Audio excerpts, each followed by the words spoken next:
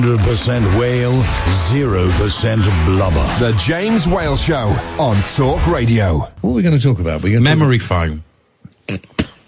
Why No, that's the memory big foam? debate, isn't it? Memory it? phone or... Can we pass that on to Ian? Yeah, Ian will carry on do with that. memory foam? Memory Yeah. foam or springs. You're wearing a lot of like hot collars and things around your neck and No, you know, no, is that- reason. is I it, just is it thought love I would- bites? No, look. Love bites. Oh, Hang on. There we are. it's look. got like a little. What would you describe that? It's a headband. it's a- pink yeah, headband. I like it. It's a nice colour. It's a pink. There you go. Now you like it's Pride Month. Wear it with pride, James. Yeah. He What do looks you like he's think? been injured.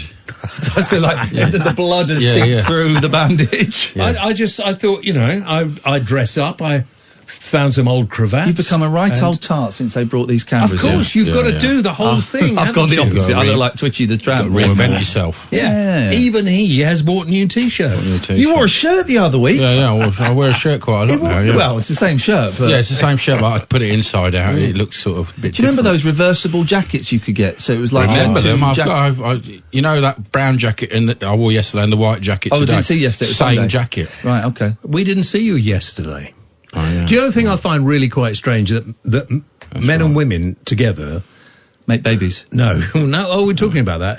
Over 55s, a lot of them have sex in cars. Dogging. Yeah, no. Because they live in their cars. Ah. That's the way it's gone. Is it? At His the moment. mum and dad in the back. Yeah, While the kids in are the driving estate around. car. Good for them. Yeah. It's hard. I don't think I've ever had sex in a car. I've had fun. Yeah. I've had a little bit of fun, but not full intercourse. Right, well, yeah.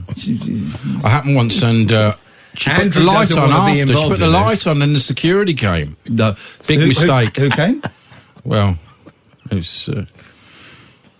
I think it's time for us to I leave think now, it isn't really is Really time. nice. Yeah, I answer, think- Ian will answer that after his Yeah. when We it's will in tell you bungoed who at came. 10. Yeah. After the Andrew, news. thank you very much I indeed. did. I do hope this hasn't embarrassed you, Andrew. Embarrassed Not everybody. our- Embarrassed the station. Our That's the thing. sponsor, from switchcraft.co.uk. Actually, we'll do switching on different things as time goes on, because it's not Good just going to idea. be on electricity, it'll be on phones and who knows what else. Gosh, Yeah, man. Switching your cars. So what are you doing on your show? We need to go. Trump, Brexit. We're talking about the 10 Tory leader Yeah, memory go. foam. foam. The And memory who came foam. first? Yeah. I did. And do... Cocaine. What? No. Yeah, Anyone do you wa- need to be have had drug in No, your I was life offering. to- Does anyone want any before you? no. I Okay, think- good. That's what I... Talk Radio. The Late Night Alternative with Ian Lee. On Talk Radio. We have ways of making you talk.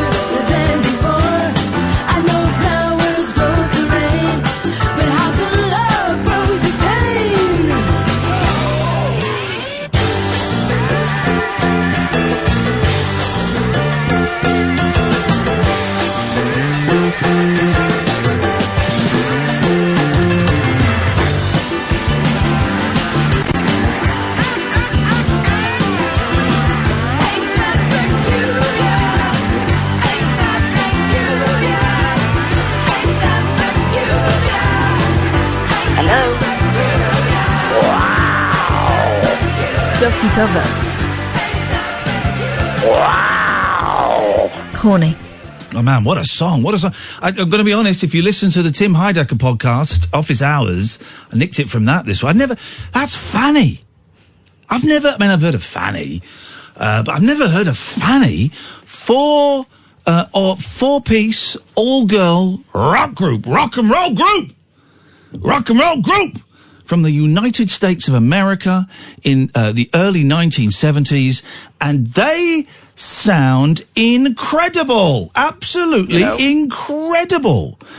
So they're my new favourite band, and I don't know. I know very little about them, but I know I love Fanny. You're a pervert. Steady. What did you think of it? It wasn't even good enough to be shit. Well, that's a terrible start to the show. The Late Night Alternative, Iain Lee, that's me.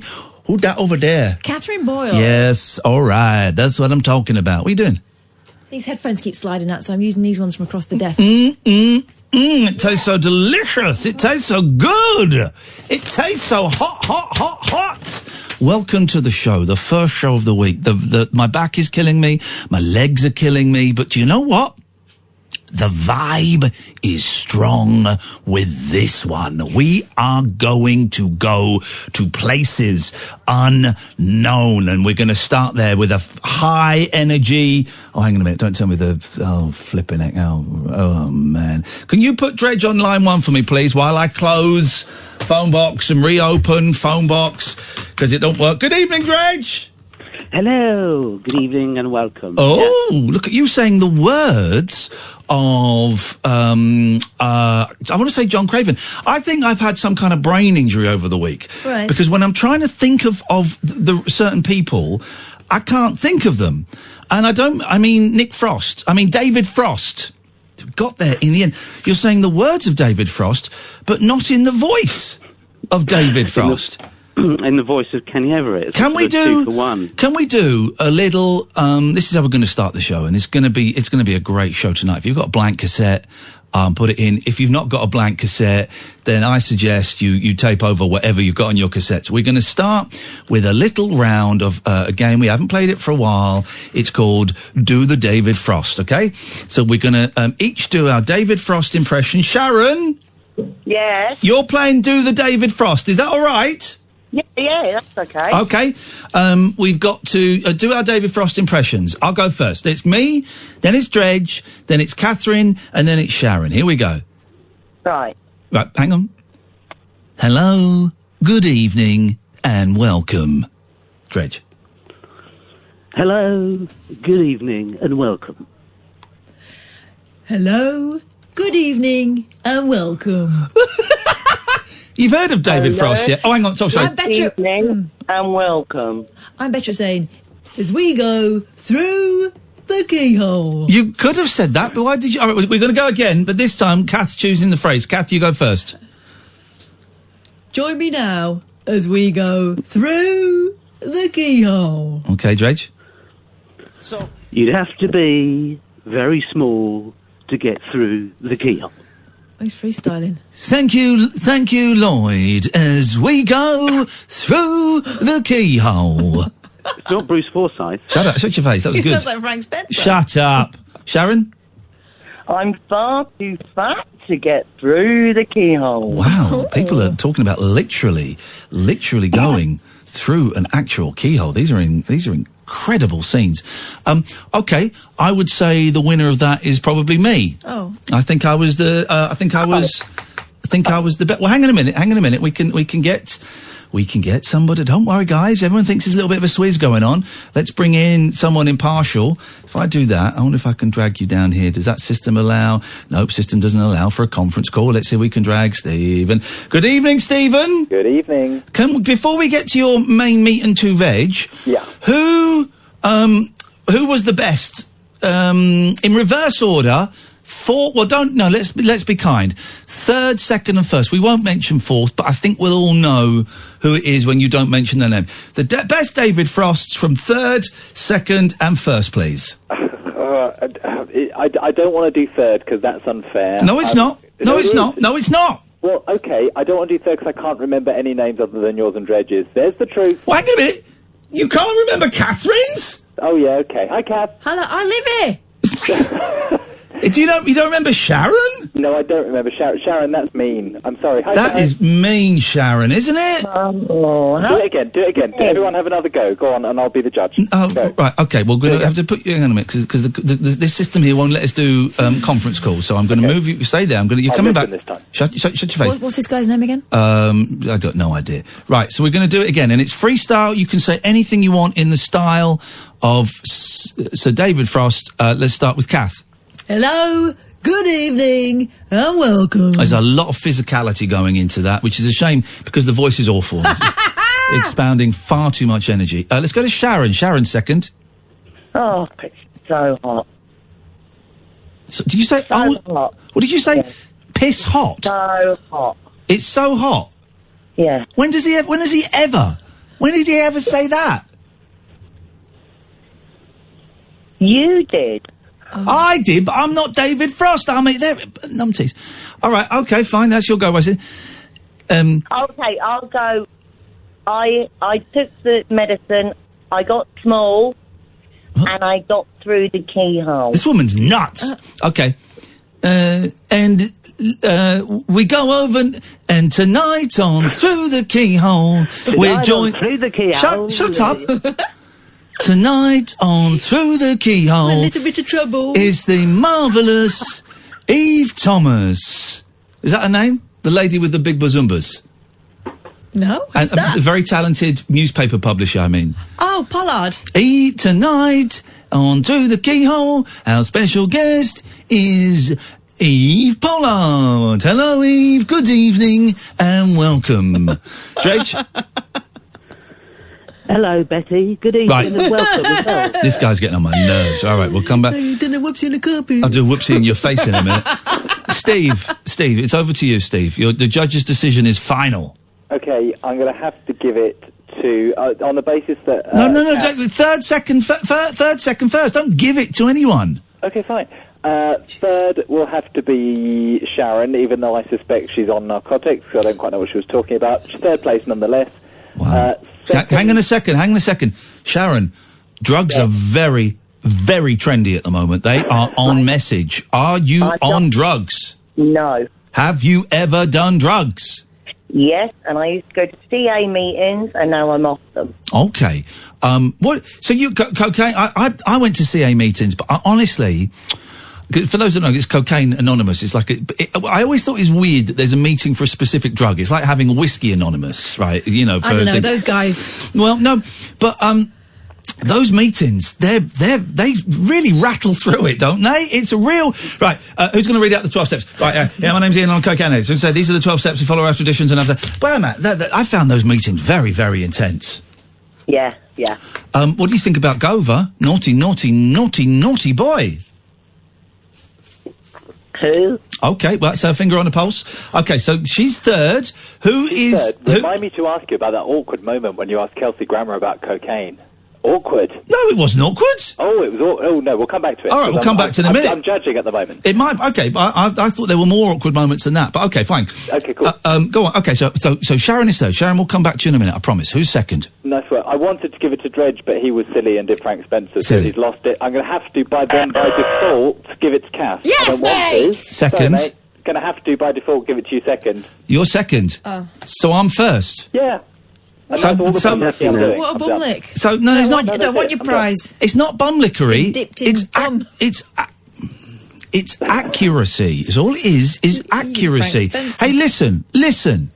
We had a judge. We Don't wanna all play. agreed we'd abide Not by play. the judge. Not play. We got Stephen, although, anyway. All right, listen, we're going to take a break then. We're going to speak to Stephen and Dredge, who are both at the gala event. Actually, I don't know what a gala event is. Just don't be stroppy because you can't do David Frost. Right. They were both at the event I hosted last night, an evening with Kelsey Grammer. Excuse me, it was burp then. So anyway, the group at the start was Fanny, and I'd never heard of them until today, until I listened to Office Hours with Tim Heidecker, and he played some Fanny. That is it. But they're grow up. Oh, dear. Grow up. It means bum in America, doesn't it? Grow up. grow up. I've decided I want this show to be more mature. Okay. And it starts here. I love Fanny. I want to go online tonight and see if I can get my hands on some Fanny. I just want to dive deep into Fanny. I want to. What, old Fanny? I want to. Well, this Fanny's like 50 years old. Yeah. This Fanny's 50 years old. I want to just order as much Fanny as I can get. Fanny, yeah. Yeah, I want to get some nice 70s Fanny, and I just want to devour it. I want to devour this old Fanny. So we'll talk about that. But it was so much more mature, Catherine, than you. So there, and then we're going to talk about lots of other things. 0344 499 1000. This, dear listener, is Talk Radio. The Late Night Alternative with Iain Lee. Unfiltered Night Talk with the original king of unconventional conversation on Talk Radio. We have ways of making you talk. By the way, Donna Marie, it's a niche phone-in.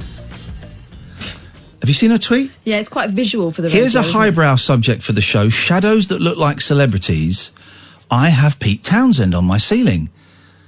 And she actually does. I've retweeted it. Thank you, Donna Marie. There is a shadow in the shape of Pete Townsend. Not just the powerful Roman nose, the stern upper lip, and the big forehead. There's Pete Townsend in shadow form. Remarkable. I don't get shadow puppetry. I think it's a con. I think it's a trick. Because it's just fingers, isn't it? It's fingers. It's light behind fingers, making a shadow, right? Yeah. So it's not really a bird. It's not really a rabbit. That's the skill, though, isn't it? Huh? But that's the skill, though, No. isn't it? There's no skill to it. Do you want there to be an actual rabbit there? Well, yes. It wouldn't be a puppet, would it? Well, in a thing I saw when I was Just be called shadows. Well, it's not a puppet. Here's the thing. Here's the thing I saw when I was a kid. Those shadows came alive. That doesn't happen. That doesn't happen in real life. That is not the thing that happens.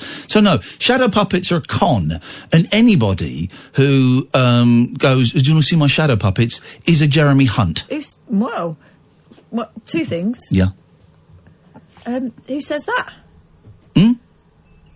Just people do all the time, mate. And I'm surprised. See my shadow puppets? Yeah. They say that to you? People say that all the time. Like if you're stuck in a log cabin you're snowed into a log cabin and you've run out of literature, then someone will say, "Do you want to see my shadow puppets?" And I go, She also say, "You're a very dirty birdie." Okay, I don't know cock-a-doodie words. We've got Stephen and Dredge on. Stephen and Dredge are two of my favourite guys. Oh, Dredge, by the way, thanks so much for last night. No problem, you still owe me the money. Oh. Wow, Catherine's paying Dredge for sex? No. Right, you're so close. Delete that picture. Someone's just sent me a picture of a hairy ass. You're muted, 8-bit man. You're muted, because I don't want to see that in my timeline. You're muted. I do, I'm just going to look. No, it's disgusting. Right, so last night, an evening with Kelsey Grammer, hosted by Iain Lee at the Aldwych Theatre, sold out event. I can't talk. It was my birthday. Here's the weird thing, guys. It was my birthday, right? And Kelsey Grammer sang happy birthday to me. He led the whole theatre in a happy birthday to me. A cake was brought out. It was the weirdest night of my life. It was surreal. It was funny. I got on very well with him. We had a laugh. The surprise was slightly ruined because when I got in to my dressing room, which Catherine came in because I introduced her to Kelsey. You liked him, didn't you? I thought he was very charming. Very charming man. And very, was talking to us. It wasn't. He remembered what my name was. Yeah, old school. When we saw him again at the end of the show, which always makes a... And he engaged with us. It wasn't hey, this is my producer, Catherine. Oh, hi, nice to meet you. Anyway, he spoke to you. Yeah, he did. Nice. The call sheet, I got in and the call sheet said 6 o'clock, Kelsey and Iain arrive. 7:15, they're mic'd up. 7:20, sound check. 7:30, show starts. 9 o'clock, show ends with a surprise ending. Right? Written down. And I'm thinking, come on, man. What else? And I said to the guy that was running it, Rocco, I said, Rocco, where's the surprise ending? Oh, nothing, don't worry about it. Thinking, right, well, they're going to sing happy birthday to me. Now I've got to do my surprise face. The diary's going to walk off. And here's another thing as well. I was given a very, very generous present, right? It's beautiful. A lot of work went into it. I'll find the name of the guy that did it, because he deserves a little bit of credit. But I was given a huge canvas portrait of me, of actual me, and it's stunning and it's beautiful. And I've met the artist there who gave it to me, and I was blown away. And I said, thank you very much. And we chatted and I retweeted him. I'm going to find his Twitter in a second. And all the time I'm thinking, oh, there we go. Craig James Art. Craig, thank you. It's lovely. It's stunning. You've obviously put a lot of work into that. Thank you. And all the time I'm thinking, what the bloody hell am I going to do with this? Where am I going to put this? And I went into Kelsey's dressing room later on, and he had one. And someone said to him, Kelsey, where are you going to put it? He said, well, I'm not the kind of guy that has a house full of pictures of me, so I'm not quite sure what I'm going to do with it. I said, Kelsey, I'm the same. Why don't we swap? He ignored that suggestion, probably for the best. But I don't have any pictures. I have pictures of my kids. I have some art done by Marnie and Narina and Dan, but that's it. No picture of me. So I'm kind of wondering, well, where do I put it? Where would you put it, Stephen? A big portrait of you. I have got a caricature of the wife and I in the dining room, which is quite nice. Dining room's a good place. Well, the dining room, I don't have a dining room. The dining room is my office. Well, that's good too. Well, but I just worry someone comes in and sees it and goes, oh, you're a tosser. Toilet? Well, the toilet is where I've got my awards for the radio, the poster awards. Well, then why not? The shrine to you? Well, that means I'd have to take down my Baha Men platinum cassette for over 1 million sales of Who Let the Dogs Out, which I'm not actually that keen to do. That's a genuine thing I've got in there. Yeah, I know, and that is a huge sacrifice, but I think it might be worth it. No, because it's opposite the toilets. Every time anyone in my house sits down, I will be looking over them. No, it's not happening. Anyway, Stephen, you think there was an awkward moment last night, do you?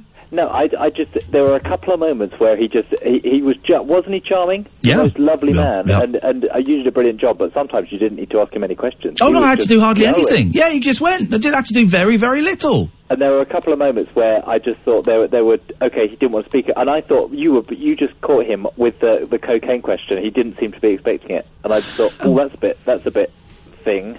Well, I can tell you he was expecting it. Oh, okay. He was expecting it, because I'd met him for an hour about a couple of weeks ago. By the way, Rush, Sharon, Alan, stay there, we'll come to you in a bit. I met him for about an hour a couple of weeks ago, and we talked about what we could talk about. And I said, is there anything you don't want me to talk about? He said, no, you can ask me anything. I said, really? He said, yeah. I said, I would be really interested in talking about your sister Karen.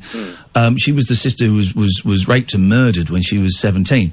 But I understand if you don't want to go there. He said, no, it would be my pleasure to talk about my wonderful sister on stage.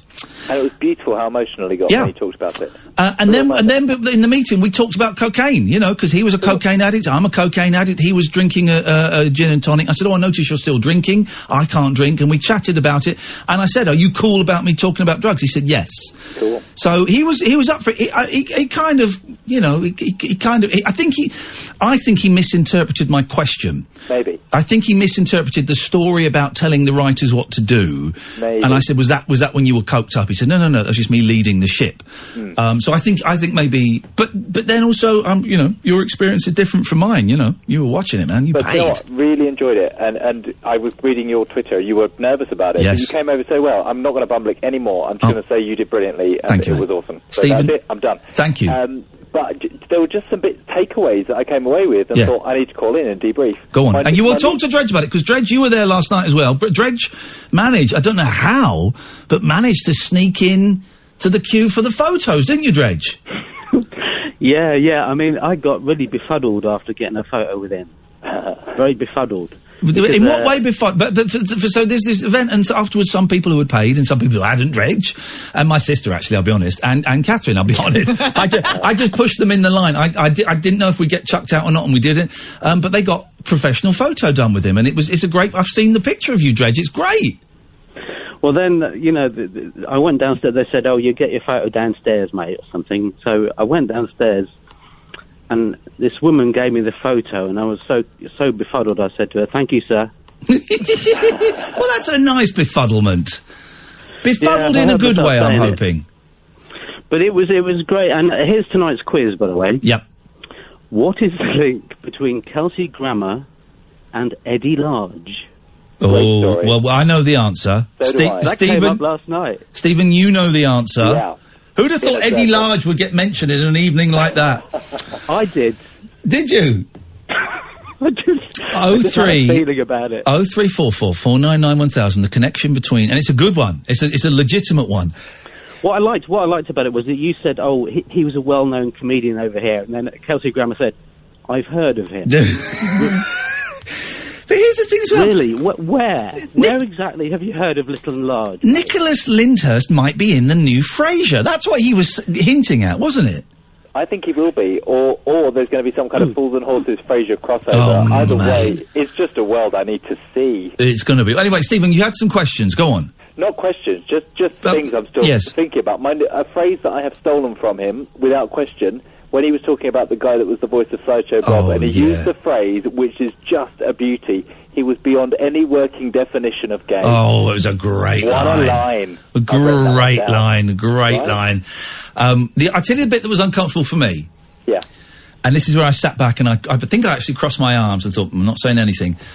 His semi-defence of Harvey Weinstein. I knew that was going to be my second awkward thing to bring up. I thought you were going to let rip, actually. I couldn't. I couldn't because it was inappropriate. He had a cautious defence.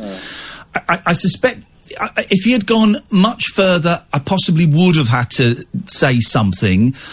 But I'm also aware some people paid £200 for a ticket, and I don't feel it was a huge betrayal for me to keep quiet. I think my face expressed enough, you know. If he'd gone into a full-blown defence of Weinstein, I would have said, well, there are a number of people who disagree, and it is, of course, going to court, and which implies that perhaps there is some kind of, he's been accused of rape, and it's not just sexual misdemeanour, and So there was that. Go on. He mildly sort of dismissed it, didn't he? I don't know anything about his personal life. He's a great director, and then just moved on, which is good. That's the word. The Christopher Plummer story was brilliant. Yep. That's another good phone in, actually. What's the link between Kelsey Grammer and Christopher Plummer? What is the difference between Kelsey Grammer and Christopher? What's the link? Oh, yeah. Amazing story.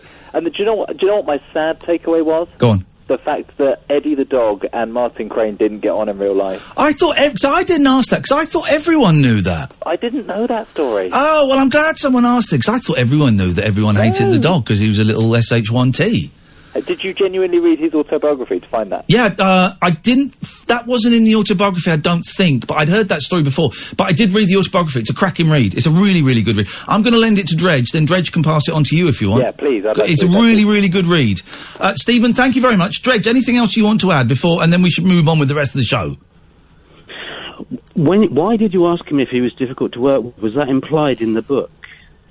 That he was difficult? No, maybe I messed the questioning up. That was the cocaine question. That was all to do with cocaine. Was he difficult? Was he? He kind of misunderstood that.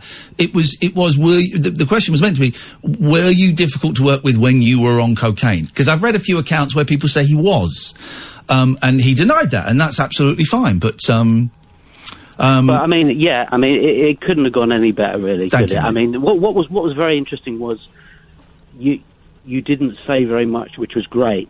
Yeah. I thought that was really appropriate, and that is what, a really good interviewer does. Well, we've all seen these Q&As where the bloke doing the questions talks more, and not interested in the bloke doing the questions, even if it's a bloke who's on the jungle. I don't care. I'm here to see the fella sat on the left. So it was this was my thing from as soon as I knew I had the gig was, right, it's not about me.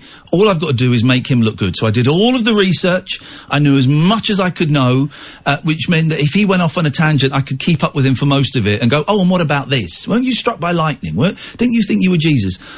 Which he did when he was a kid. He downplayed that, I tell you. And then it's not about me. I got a couple of laughs in.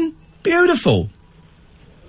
Can I just say I'm doing a meet and greet tomorrow if anyone wants to come on. £30 for a photo round the back of Sainsbury's. Is that all right? Okay, beautiful. Dredge, thank you very much indeed. So that's Dredge. It's going to be round the back of Sainsbury's in London. I think you probably all know it. And he'll be doing a meet and greet. Right, we got Russ, we got Sharon, we got Alan, we got Jerry. We got a show. Catherine. This is good. I'm talking too much. I want to hear your lovely Lancashire tones, you wee Yorkshire lass. I'm not from Yorkshire. Oh, Huh? Yes, well, you're from that way. I'm from Yorkshire, I am, wee lassie. I'm a wee lassie from Yorkshire, and that's exactly where I'm from, and I've got a Yorkshire pudding for my tea. So we're looking forward to hearing you speak in a little bit. This is the Late Night Alternative. This is the Late Night Alternative on Talk Radio. Conversation gets curiouser by the glow of moonlight. The Late Night Alternative with Iain Lee on Talk Radio. 0344 499 1000. Sharon. Hello? Hello, is that Sharon? It is. Catherine, can you hear Sharon as well as I can? Yes. Beautiful, we're in. Sharon, I'd like...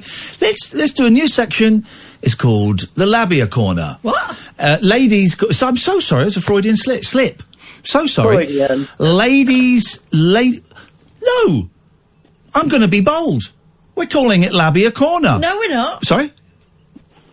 Hey, I can do that. It's a sorry? Don't encourage him. It's a bold, progressive, feminist statement. Well, why is it labia? The vulva's the important bit. I don't care what car you drive.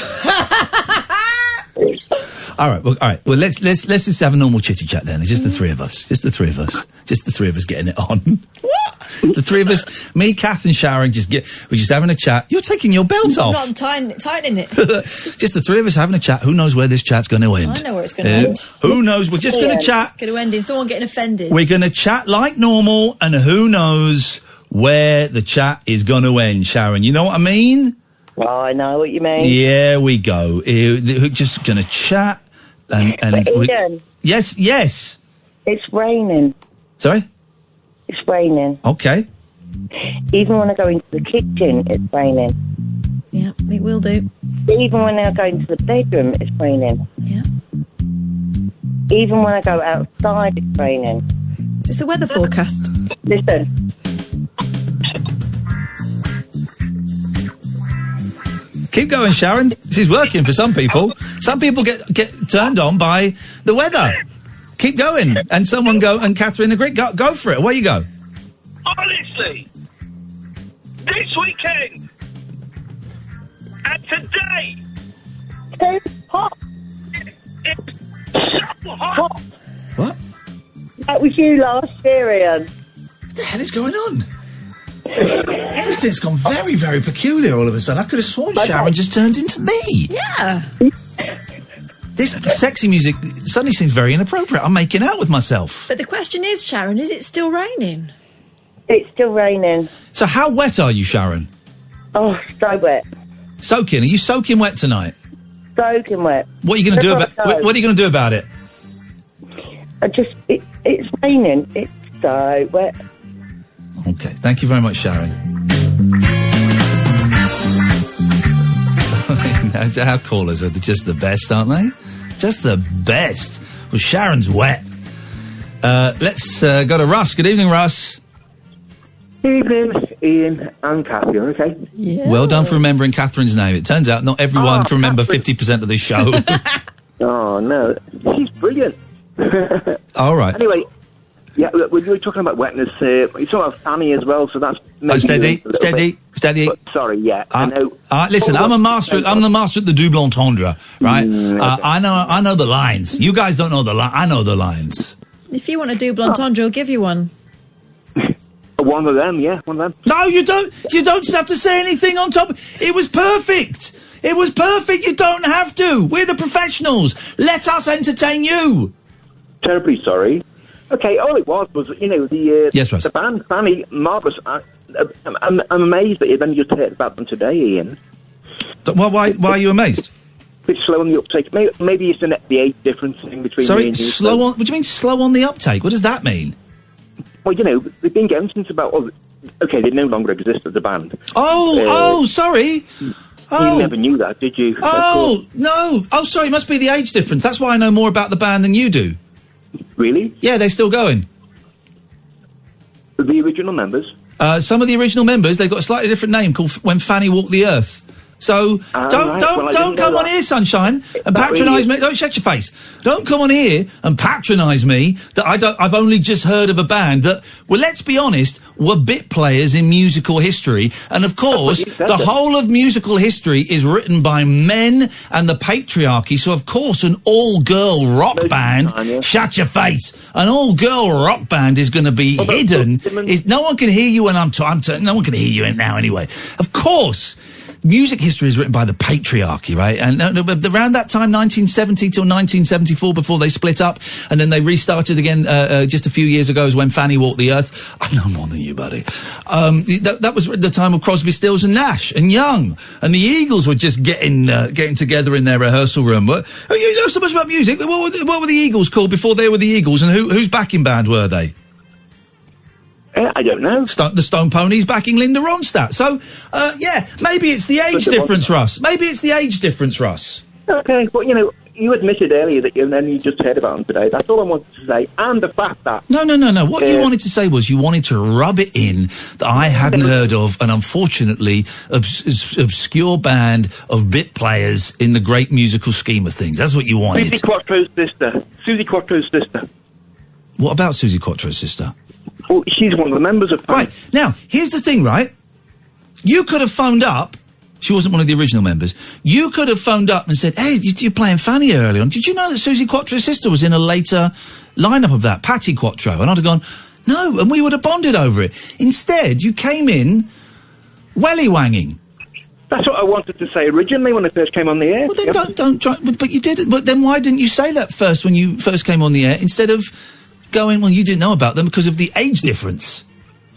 Okay, you've got me. I'm terribly sorry. Apology accepted, mate, because I'm a very, very magnanimous man. I forgive you. You are forgiven, Russ. I'm doing the sign of the cross because you are forgiven, Russ. But not forgotten. Never forgotten. Never, ever forgotten. I had something really important to say there and I've forgotten it, so we're going to take a break. This, dear listener, is Talk Radio. The Late Night Alternative with Iain Lee on Talk Radio. 0344 499 1000. Let's go to Jerry. Good evening, Jerry. Hello, Mr. Iain. Hello, how are you? Mr. Jerry. I just say my name's record to turn up. His gig improved anymore. He's lacklustre. 3 times a week in used to turn up. Hang on, who's not turned up? He's pretty irregular. Turning up for his gig. He doesn't turn up very often. I don't know if he's improved recently. Who? Hang on, who? Eamon Holmes. I'm normally in a crack den when that's going on. I'm in a shooting gallery when that's going on, so I don't listen to it. He does. He's not on Fridays anyway. Oh. I don't know. Well, you don't know. So you phoned up to criticise Eamon Holmes, who is one of the greatest broadcasters. Shut up! I don't care if you're ill. I don't care if you've got Parkinson's. You'll listen to me, Jerry. You were phoned up to criticise Eamon Holmes, who I'm going to be honest, is a very, very good friend of mine. I'm still waiting, Catherine. Shut up. I'm still waiting for him to give me his phone number, but there's probably a problem with that. And you're phoning up to say he's not in every night of the week, and then you only just discovered. Please be quiet. I will not have you libel Eamon Holmes. So you phone up and say he's not on every night of the week, and then I go, well, yeah, you know he doesn't do Fridays, does Monday to Thursday. Oh, I didn't know that. This is how fake news starts. This is how what's the saying? The lie has gone 5 times around the world before the truth has even got its trousers on. Because of scumbags like you, Jerry, scumbags like you, defaming, delibeling, declawing the best presenter on this station, Eamon Holmes. And I will not stand for it. I personally don't listen to the Eamon Holmes show. I am very busy between... What times is he on? 4 and 7. 4 and 7, Monday to Thursday. But if I were not busy, having a sandwich, having a doze, watching the telly, I would be listening to that show. Catherine listens to it for me, and she fills me on all of the important stuff I need to know. Didn't you, Catherine? Favourite wine gum colour, sandwich fillings... You've instantly made this clip completely unusable. but true. Yes, Jerry. Oh, so Kath has a picture made. You had a picture painted. No. No, that's disgusting. What do you mean how disgusting? Kath's the main lady. No, but she wasn't last night. Last night's show wasn't about this. It was about Kelsey Grammer. Yeah, but you two, like two people, two Siamese twins. You two are like Chinese chicken twins. What's it Siamese twins. No, but we're not. Last night's show was nothing to do with this. Happy birthday, Iain. You're almost as old as me now. Up your bum. Let's do this very, very quickly. Let's go to Andre. Good evening, Andre. Hi, Kath. Hi, Iain. Hi, Kath. Yeah. Yeah. Oh, bro, how many words you getting for the mouthful now? Well, you're not going to get many, but... What's the crack here? What's the crack? Oh, still playing porn. That was the crack. Andre, you've got about 10 seconds. Hello. Thanks for the airwaves. 10, I love it. 9, Thank you, fans. 8, See you later. 7, Goodbye. 6, Just get a quick 5, one in. Hello. 4, Hello. 3, Public image. 2, 1. There we go. That's how we deal with an Andre. Let's go to Alan. Good evening, Alan. He's asleep. Oh, you're kidding me. It's just... I mean, is that guy... What's wrong with that guy? It's a very sleepy, active man. What's wrong with that guy? Everyone's seen the clip, but hats off to Lorraine Kelly. I've met Lorraine a few times. She's so delightful. She's just as delightful, even though she's not actually... She's an actress playing the part of Lorraine Kelly, or she's also called Lorraine Kelly. Yeah. She's just as delightful as the character in real life as the character she plays on television, but for tax purposes, completely different at the same time. What was the clip that was doing the rounds today? It was what's her name? McVeigh. Esther McVeigh was on with Piers and Susanna, and Piers says, "Of course, you worked together on GMTV. Do you remember?" Lorraine went, "Yeah, I do." Anyway, coming up on the show today, it's such a delicious and moment. then there's a longer clip where they kind of push it a bit further, and she just will not be drawn. Yeah. It's just wonderful. Good. Here's the problem I've got with Gove doing cocaine. I don't have any problem with Gove doing cocaine. I have any problem, because I've done a load of cocaine myself, right? I've got no problem with anyone doing cocaine. I don't understand why, when Boris Johnson has admitted doing cocaine, he's not getting any flack for it, and Gove... I don't understand. Well, I do understand it. It's bias. It's bias. People want... The press want Boris Johnson to be PM. So his cocaine admission... Is comedy. And then I saw some things... I saw a very interesting tweet from someone saying about Boris Johnson, just a tweet, so who knows if it's true or not, saying, Boris, why are you saying you only took cocaine at college? I saw you at an event much later than college, and you were using cocaine then. Oh, blimey. And you were racially insensitive towards me. And we don't know. It's on Twitter. Who knows? A lot of things flying around on Twitter. But, I can believe it.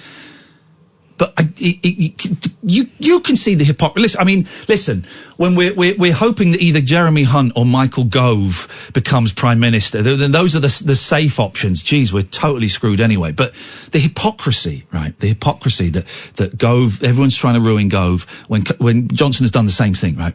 But here's the problem I have with Gove doing cocaine is, I think this was Michael Gove. Someone will correct me if I'm wrong. Didn't he want to pass a law that if it was discovered that teachers had taken cocaine, they would lose their jobs? That was Michael Gove, right? When he was Education Secretary, yeah. Well, then that's the problem. That's the hypocrisy. Not a problem at all with someone doing cocaine 20 years ago. Not a problem really with someone doing cocaine 20 minutes ago. I don't want you to be in the same room as me, because you bore the hell off me, and you'll activate some muscle memory in the back of my head. But I don't have a problem with it. You want to do cocaine? That's absolutely fine. Do it. Not got a problem. That's what someone did 20 years ago. If someone puts some stuff up there, who cares? But the fact that he wanted to introduce a law that would get teachers the sack if they were found doing what he'd done, and he, it's okay for him to come out and say, "I'm really sorry. It was a long time ago. It was a mistake. I regret it." Well, if your law had come in to be passed, that would have destroyed lives. Cocaine destroys lives anyway, and the drug laws destroy lives. It's all a mess. But that specific thing, that was the thing I heard and made me go, right, that's why it's important. Mm-hmm. That's why it's important we know about his cocaine use, because it displays the sheer hypocrisy of the man. It's like someone was saying on Stations Radio the other day, there was, back in the day, there were a lot of gay MPs that would vote against gay rights. You know, hiding in plain sight kind of thing. Well, if I vote against this, then people won't think I'm gay. I don't know. It's just depressing. And now they're all coming out and going, well, I smoked a joint. I smoked, If anyone was ever worried that drugs were being made to sound cool, these guys are they're doing the opposite, aren't they? Give us our drugs back! Give us our drugs back! But it's just, also, imagine being with Michael Gove while he's coked up. Dear God, I bet it's tedious. I bet it's so boring. We're screwed, man. Boris Johnson is our next Prime Minister. Or it's Jeremy Hunt. What are you going to do? Cue some hilarious news, read blunders. What? Hang on a second. This is what we need. This is what we need. There we go. This is what we need. This is what we need here. Right. Hang on a second. Right. I'm just going to skip this. It's going to be worth it. Trust me. Okay. So hang on. You're telling me the next Prime Minister of Britain is either Jeremy Hunt or Boris Johnson? That's it! We're screwed! We're screwed, man. We're all screwed. Let's go to our good friend Darren. Good evening, Darren. Good evening, Ian. Darren, what can we do for you? Say hello to my best friend, Catherine Boyle. I'll say hello to Catherine Boyle. Hello, Catherine. Hello, Darren. I like that. He's like those American soldiers that crash-landed in Iran at gunpoint in the 80s. It is great they are treating us really well in Iran. We like it here. I felt like the auntie then who was being, foisted upon a child who didn't want to give her a kiss. Give your auntie. Pucker up, Darren. Catherine, come on. Darren, what can we do for you this evening? I want to raise the mood a bit here, and I want to talk about birthdays because I think you've had your birthday this weekend. I've had my birthday. I've had my birthday for this year. It's done. Yeah. See, I'll see you in 2020, guys. There's two special girls who I need you to say happy birthday to tonight. Oh, they're going to be disappointed. Go on. Yeah. Well, when you get home tonight, there's two little girls waiting for you. Yeah. And it's their birthday tomorrow. No! Oh, Darren! Right! Yes. Now, Darren! Hello. Okay. Oh, man. That's very interesting. Isn't that interesting? Is it definitely tomorrow? Well, we worked out when they arrived with us. Here we they go. were 6 weeks old. He's talking about Lucky and this is the dodge pot that gave me the two killing machines. Their foster dad. I had to take a dormouse out of Mucky's mouth on Sunday, and I had to get a field mouse out of Lucky's mouth. And this mouse was so petrified, it just sat in the grass and let me stroke it before running off. Oh, incredible! And when I came home the other day, Darren, on one end of the rug was a mouse's head, the other end of the rug was its body. That is twisted. They can be quite gross, can't they? Yeah. That is twisted. So go on. But so they came to us and they were 6 weeks old and they were undernourished and petrified, and obviously they stayed with us for many weeks before eventually reaching you. But we worked out when they arrived with us, due to their weight and size and everything, that 6 weeks previously they'd been born, which is tomorrow. Yes, beautiful. I'm glad. Thank you, mate, because I've Velvet's birthday, to make it easy to remember, it's March the 27th, which is also my nephew's birthday, so that was easy. And I was going to have because I didn't know the exact date, I was going to have Lucky and Mucky as the same day as me, but with the whole the whole Kelsey Grammer thing and all of that, and I just forgot, and last night I went, oh my God, it's supposed to be the cat's birthday today, but I didn't forget. It's tomorrow. Oh, I will spoil them rotten. How close? Yeah. And how weird is that? They're only 2 days away from you. Isn't it weird? I will spoil let's be honest, they get spoiled rotten every day. They run that house, Darren. I know. How is Astrid, their mum, doing? She's currently sitting on the bed with Helen, and she spends all the evenings now sitting on our bed listening to the radio with us. Aye. Well, send her my love. Well, I've forgotten, what's the... Rory, the brother. Rory's okay. Yeah. Rory's lovely. He wants to be top cat in the house. Yeah. Hang on. You've got about 15 cats in your house. How's that going? Yeah, I know. It's he's going to be the big boy at the end of it. That he's at the moment trying to make his mark that he's going to be the top cat. I love them. They're so cocky. Much. That whole family is so cocky. Darren, again, you and Helen, thank you so much, man. You guys have turned my life around. You've given me some purpose that I didn't have. I'm laughing so much with those idiots. Mucky's so clumsy, though. She doesn't know physics. She was on my lap today. I was sat at my computer and she was on my lap and I stroked her and she did that thing again. She rolled over and she fell off my leg to the floor, except she didn't hit the floor because she just jammed her claws into my thigh and was hanging off the side of my leg. Yep, that's about right. Survival instinct, that is, you see. Yeah, well, listen, man, thank you for letting me know their birthday. They are going to get spoilt rotten. I'm going to get them a nice little drug. Do you know what? Funny enough, I was going to give them some tuna tomorrow, but I might go out and get some fresh fish or might cook some chicken for them. Might cook a little bit of chicken. We've got a similar sort of thing planned for Rory, so, he's going to be spoilt rotten tomorrow nice as well. One. Hey, thanks for letting me know, Darren, and lots of love to all of you. Thank you. You're very welcome, mate. Thank you very much. Rescue cats, man. Rescue cats all the way. You know how much Darren and Helen have changed my life with those two idiots. And Astrid and Rory. If I was allowed a cat, I would have both of those. Rescue cats. Beautiful. Rescue cats, black cats. I don't want black cats. They don't look very good. Shut up, man. The best cats you can get, black cats. They're a design classic. The best. Thank you, Darren, and thank you, Helen. Chris, you're going to be the first call after the news. 0344 499 1000. This, dear listener, is Talk Radio. Talk Radio. The Late Night Alternative with Iain Lee on Talk Radio. We have ways of making you talk.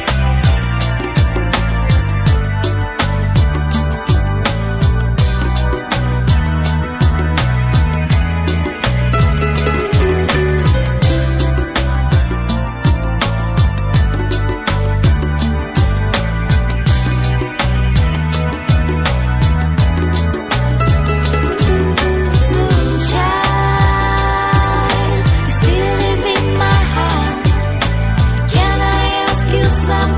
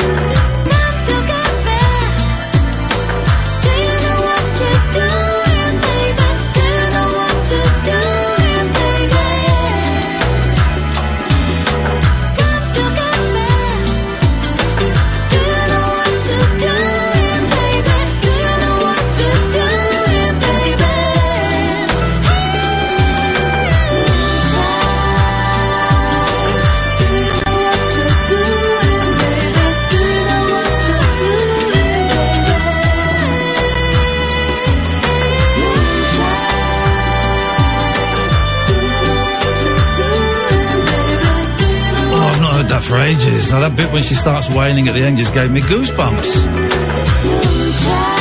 Oh, we might as well go right, so there's not much more to go. Here we go. Do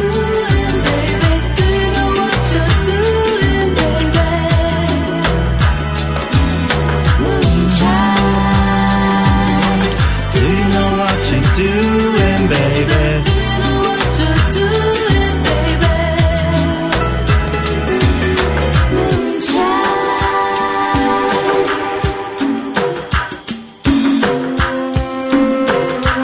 Some song, isn't it? Isn't it great? Now, that's Chibo Matto, right, who are Japanese, New York Japanese, okay? And I don't know much about them. I've got this album, Stereotype A. I have no idea why I've got it. I just bought it. I think I got lucky and bought it. And it's a great record. It's a great record. That album came out around the same time as the Spice Girls were big, and I always thought the Spice Girls should do that song. I always thought they would be great doing that song. And the rest of it's a bit funky. It's a little bit weird, a little bit experimental. They're friends with... He's got a beard. Who am I thinking of? He's a son of a fame. Sean Lennon. Thank you very much indeed. He joined the band for a bit, didn't he? Don't know. You're just reading it on Wikipedia, so you know that. Yeah. What other things do you know about this band, Cass? I'd love to They hear. were a band formed by Yuka Honda and Miho Hattori in New York City in 1994. Didn't know you knew so much. Initially, the band's lyrics were primarily concerned with food, because Okay. Chibo Matto is Italian for crazy food. Okay. Wow. They were primarily concerned with food to start with, before expanding into a broader subject matter following the addition of Sean Lennon and Timo Ellis and Duma Love to the band for their second studio album. Yes. Yeah. Okay, well, you don't have to give us all the facts. Well, okay. But Let's hold some back. There's more there if we need them, is what you're saying. Do you know what? Google it.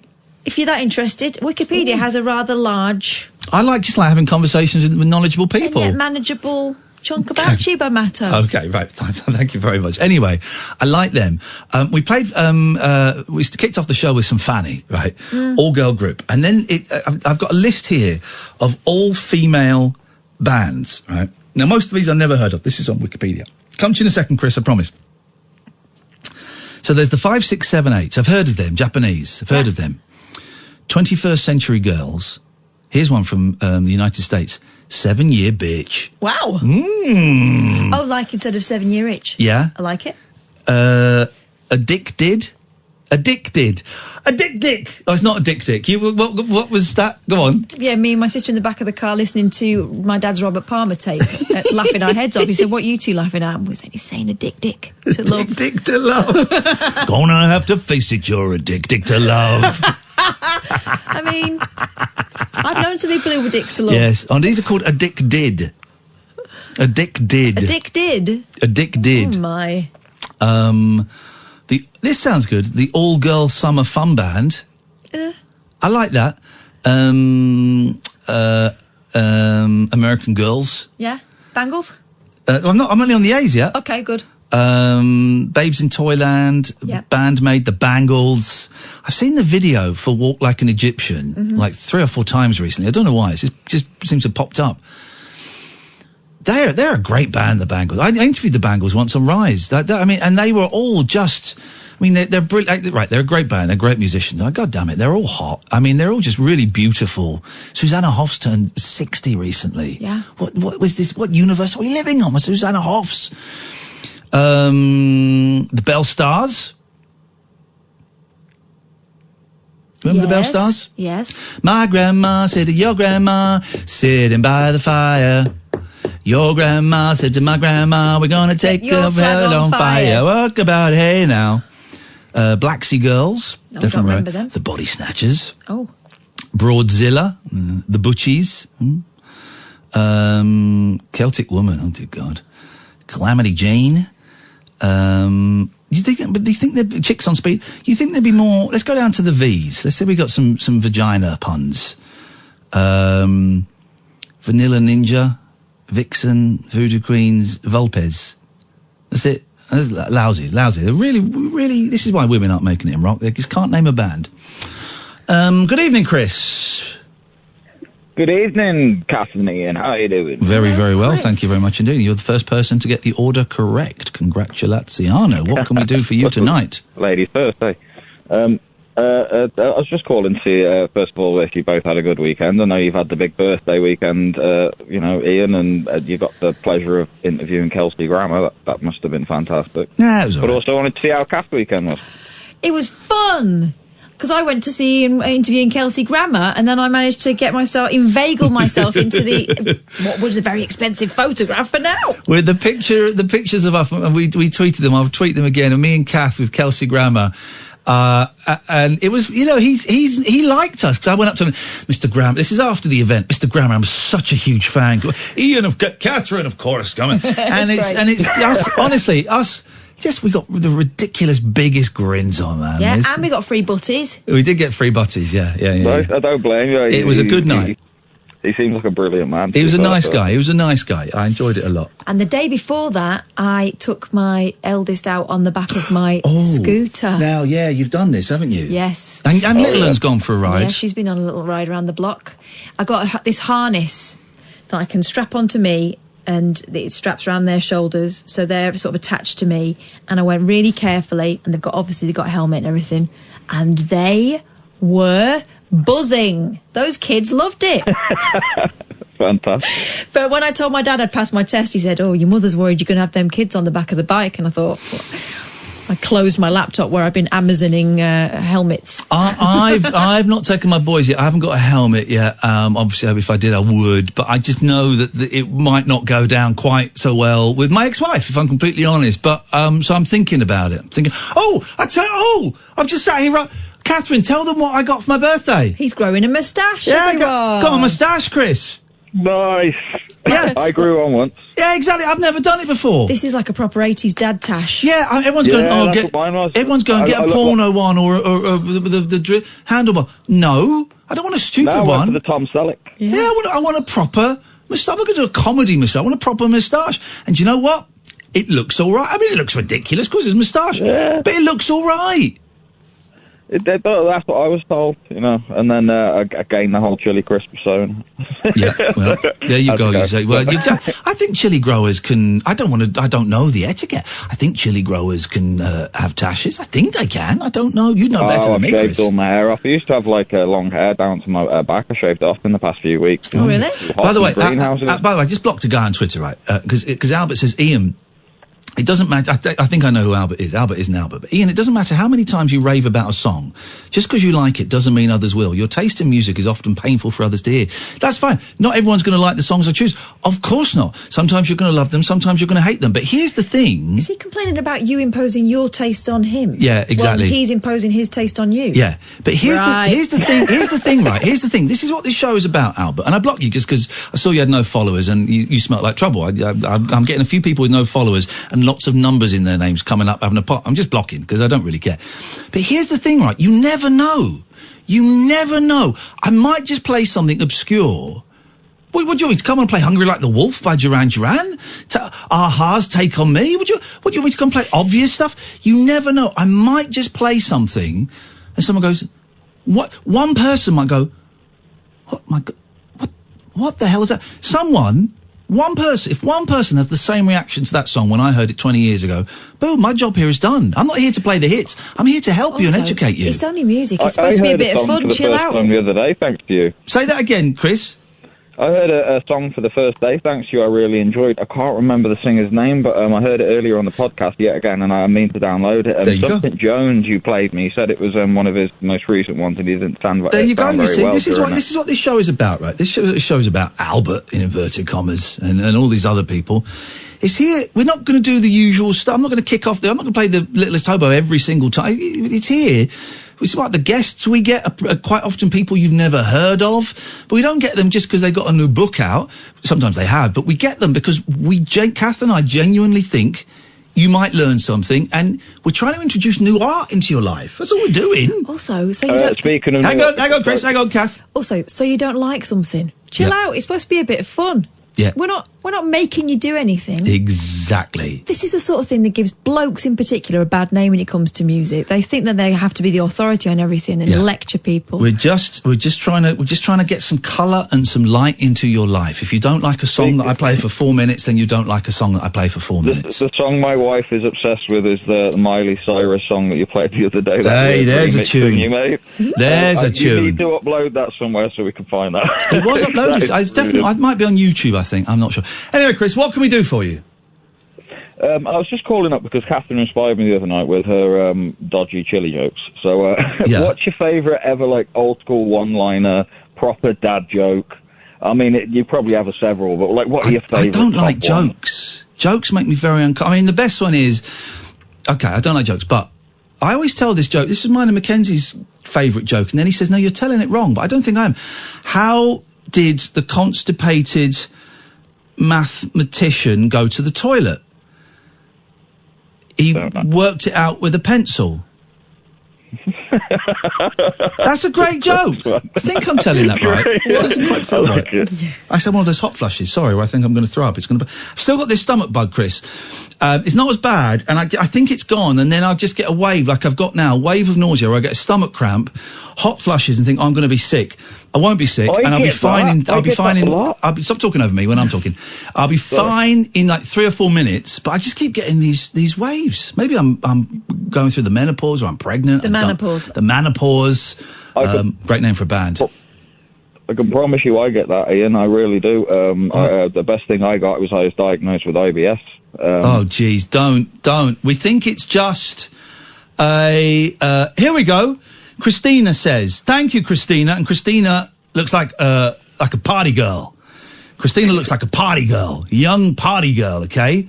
Christina says, that song was amazing. I need to check out the album. Your job is done. So, Albert, Christina liked it. Thank you. And she spells Christina in a crazy way. There's K's, there's Y's, there's I's where they shouldn't be. It's great. Thank you, Christina. I appreciate that.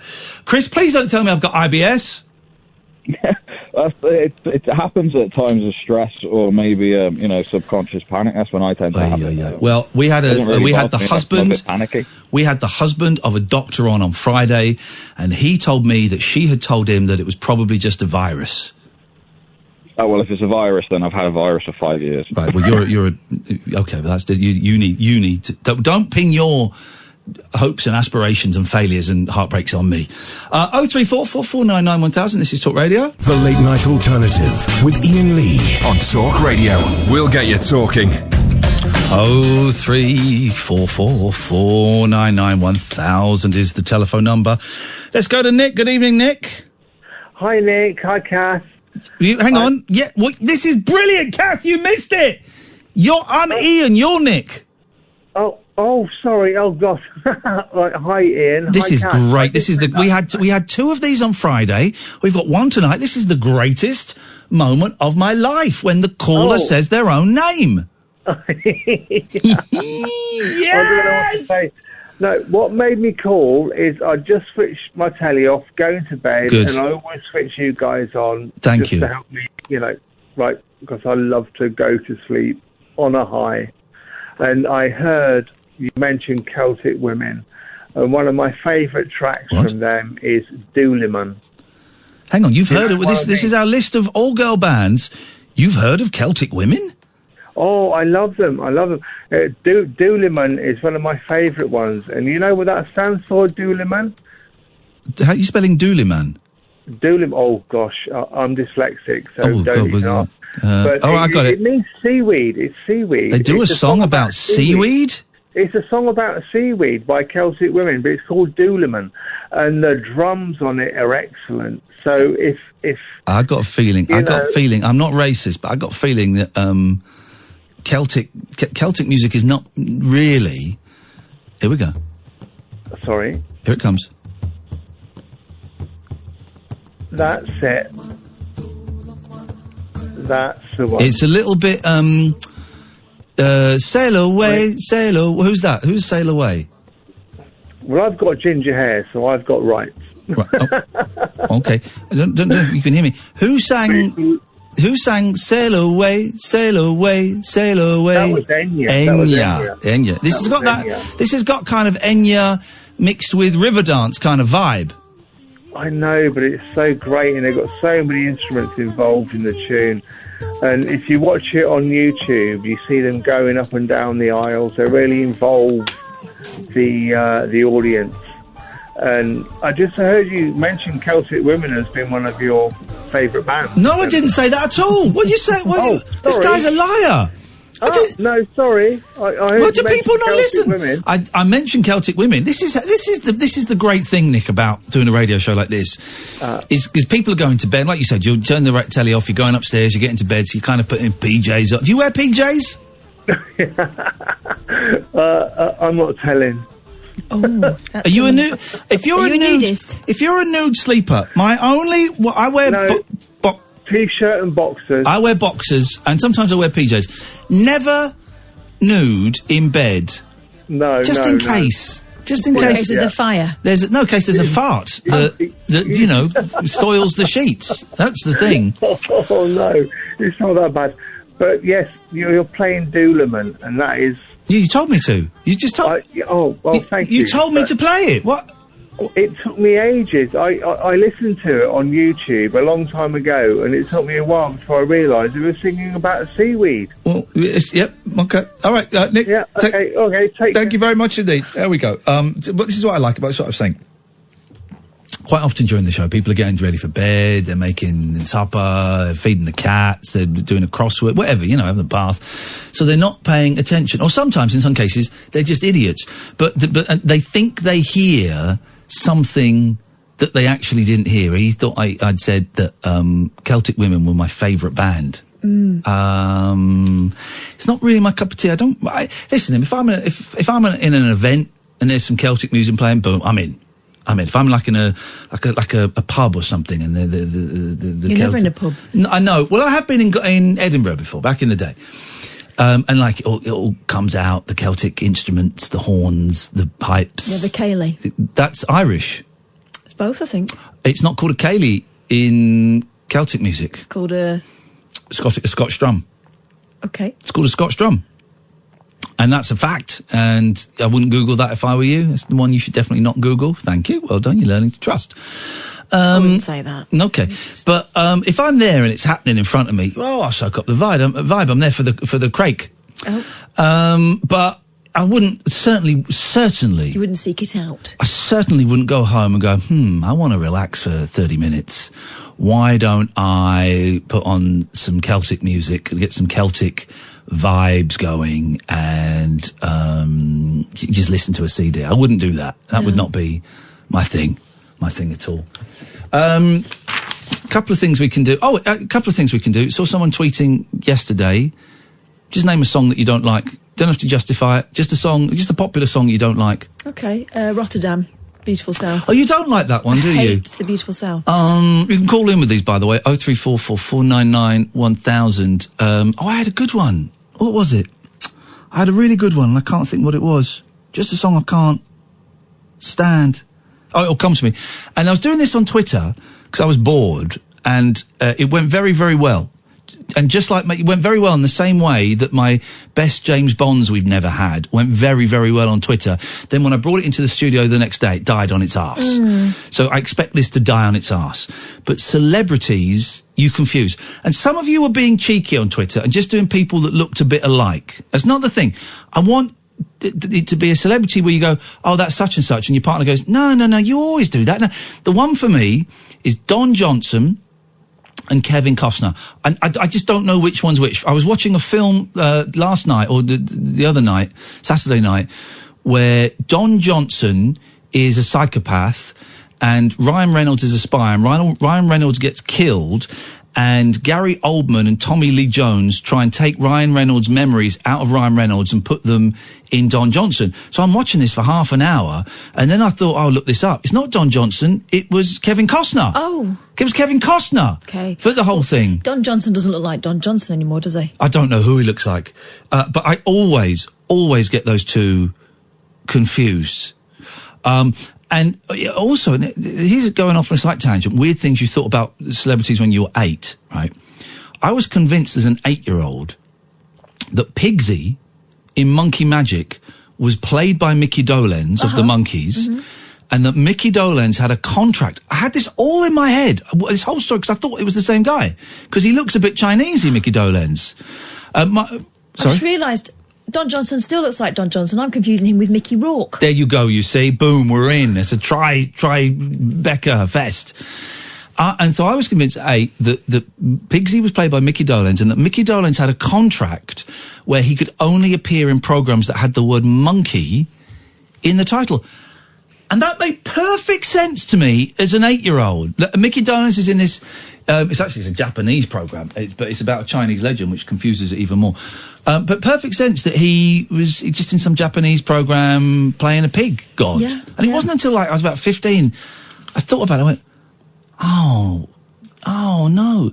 But imagine a showbiz world where a celebrity, has it in a contract. He can only appear in shows with the word monkey in the title. That's nuts, isn't it? 0344 499 1000. We can do those. You guys don't tend to bite for the traditional phone-in type things, but I'm happy to put it out there and see if you want it. Who do you get confused in? Well, obviously Mickey Rourke and Don Johnson. Mickey Rourke and Don Johnson. I think I'm pretty good with faces and names generally. You are. Well, I'm disabled. Yeah, you don't recognise people, do you? I've got facial dyslexia. He can speak to you one week and you'll see you the next week and not recognise you. I can't do it. I just can't do it. It's the worst. It's the worst thing. Angel says, try. This is for my stomach. Try a mug of OXO with plenty of salt in. Well, OXO's already salty, isn't it? OXO is gravy. Well. Oh, come on, no, don't be a snob. It's not. No, it's not. It's not gravy. That's Bisto. Hang on. It's whoa, stock. Whoa. I have been getting this wrong since I've been cooking roast dinners, which is about 30 years. OXO isn't gravy. It's stock. Oh no. Is it dead thin? Yes. Mm-hmm. So I've sometimes... You put some corn flour in it, you can probably make it I've had gravy. to put corn flour in, Boom. or put like 2 or 3 cubes in sometimes. Yeah. Oh no. Oh, it's fine, it's serviceable, because that's what gravy is. So hang on. Gravy is... OXO are the cubes? Yeah. And what was the one you said I should be using? Bisto. Is Bisto in a cube? Bisto can be, I think, yeah. I've been using OXO. It's fine. Well, what about the OXO family? Oh, it's sad, I know, but what about the Linda Bellingham and the fella with the tash? Was she not Bisto? You can't say Bisto without saying No, that you can't say Mattison's without saying No, but the thing is, gravy is stock, So I was right. Up. So I was right. Fat stock. Yeah, but that'd be why you think, it looks thin. So thin. Yeah. So thin. It's stock. Oh no, that's terrible. It's not. You've discovered how to make gravy. Thank you guys. But you could have made life easier and bought some Bisto granules. Could have bought some gravy. Bought some actual gravy. All right, Nick, stay there. We'll come to you in a bit. 0344 499 1000. This, dear listener, is Talk Radio. After hours amusement for anarchists, air hostesses, and jet-lagged Antipodeans. G'day, coppers. Can I crash on your floor? The Late Night Alternative with Iain Lee on Talk Radio. 0344 499 1000. You can listen to us on DAB app. Or, of course, go to talkradio.co.uk. Don't forget, we do a daily podcast, guys. There is a best of podcast. I've got one guy on my Facebook page really getting on my nerves, right? Because he messaged me... insisting that it happens every morning. He messaged me, on a Wednesday morning, being a bit slack, guys. Where's the podcast from last night? I said, I saw that. Didn't he say, who needs firing? Yeah. I said, no, the podcast comes out every evening around about 7 or 8 o'clock. Sometimes it's a bit earlier, but 7 or 8 o'clock. No. It comes out in the morning. And then, again, last week he went, guys, no podcast this morning. They don't come out in the morning. No. Here's the thing. I make the podcast, so I know exactly when they come out. I generally get them out in the afternoon if I've got nothing to do. But definitely they'll be out in the evening as soon as I get to work. So that'll be about 6:30, 7 o'clock.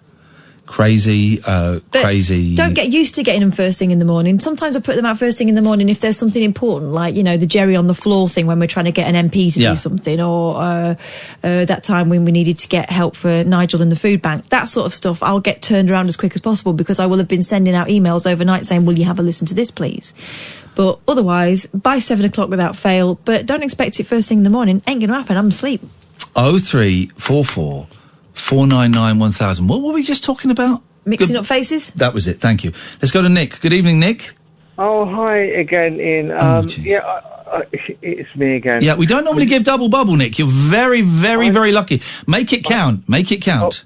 Okay, I just wanted to say, I didn't want to say that your favourite band was Celtic Women. I just heard you mention them. Yeah. And that's why I mentioned Doolaman.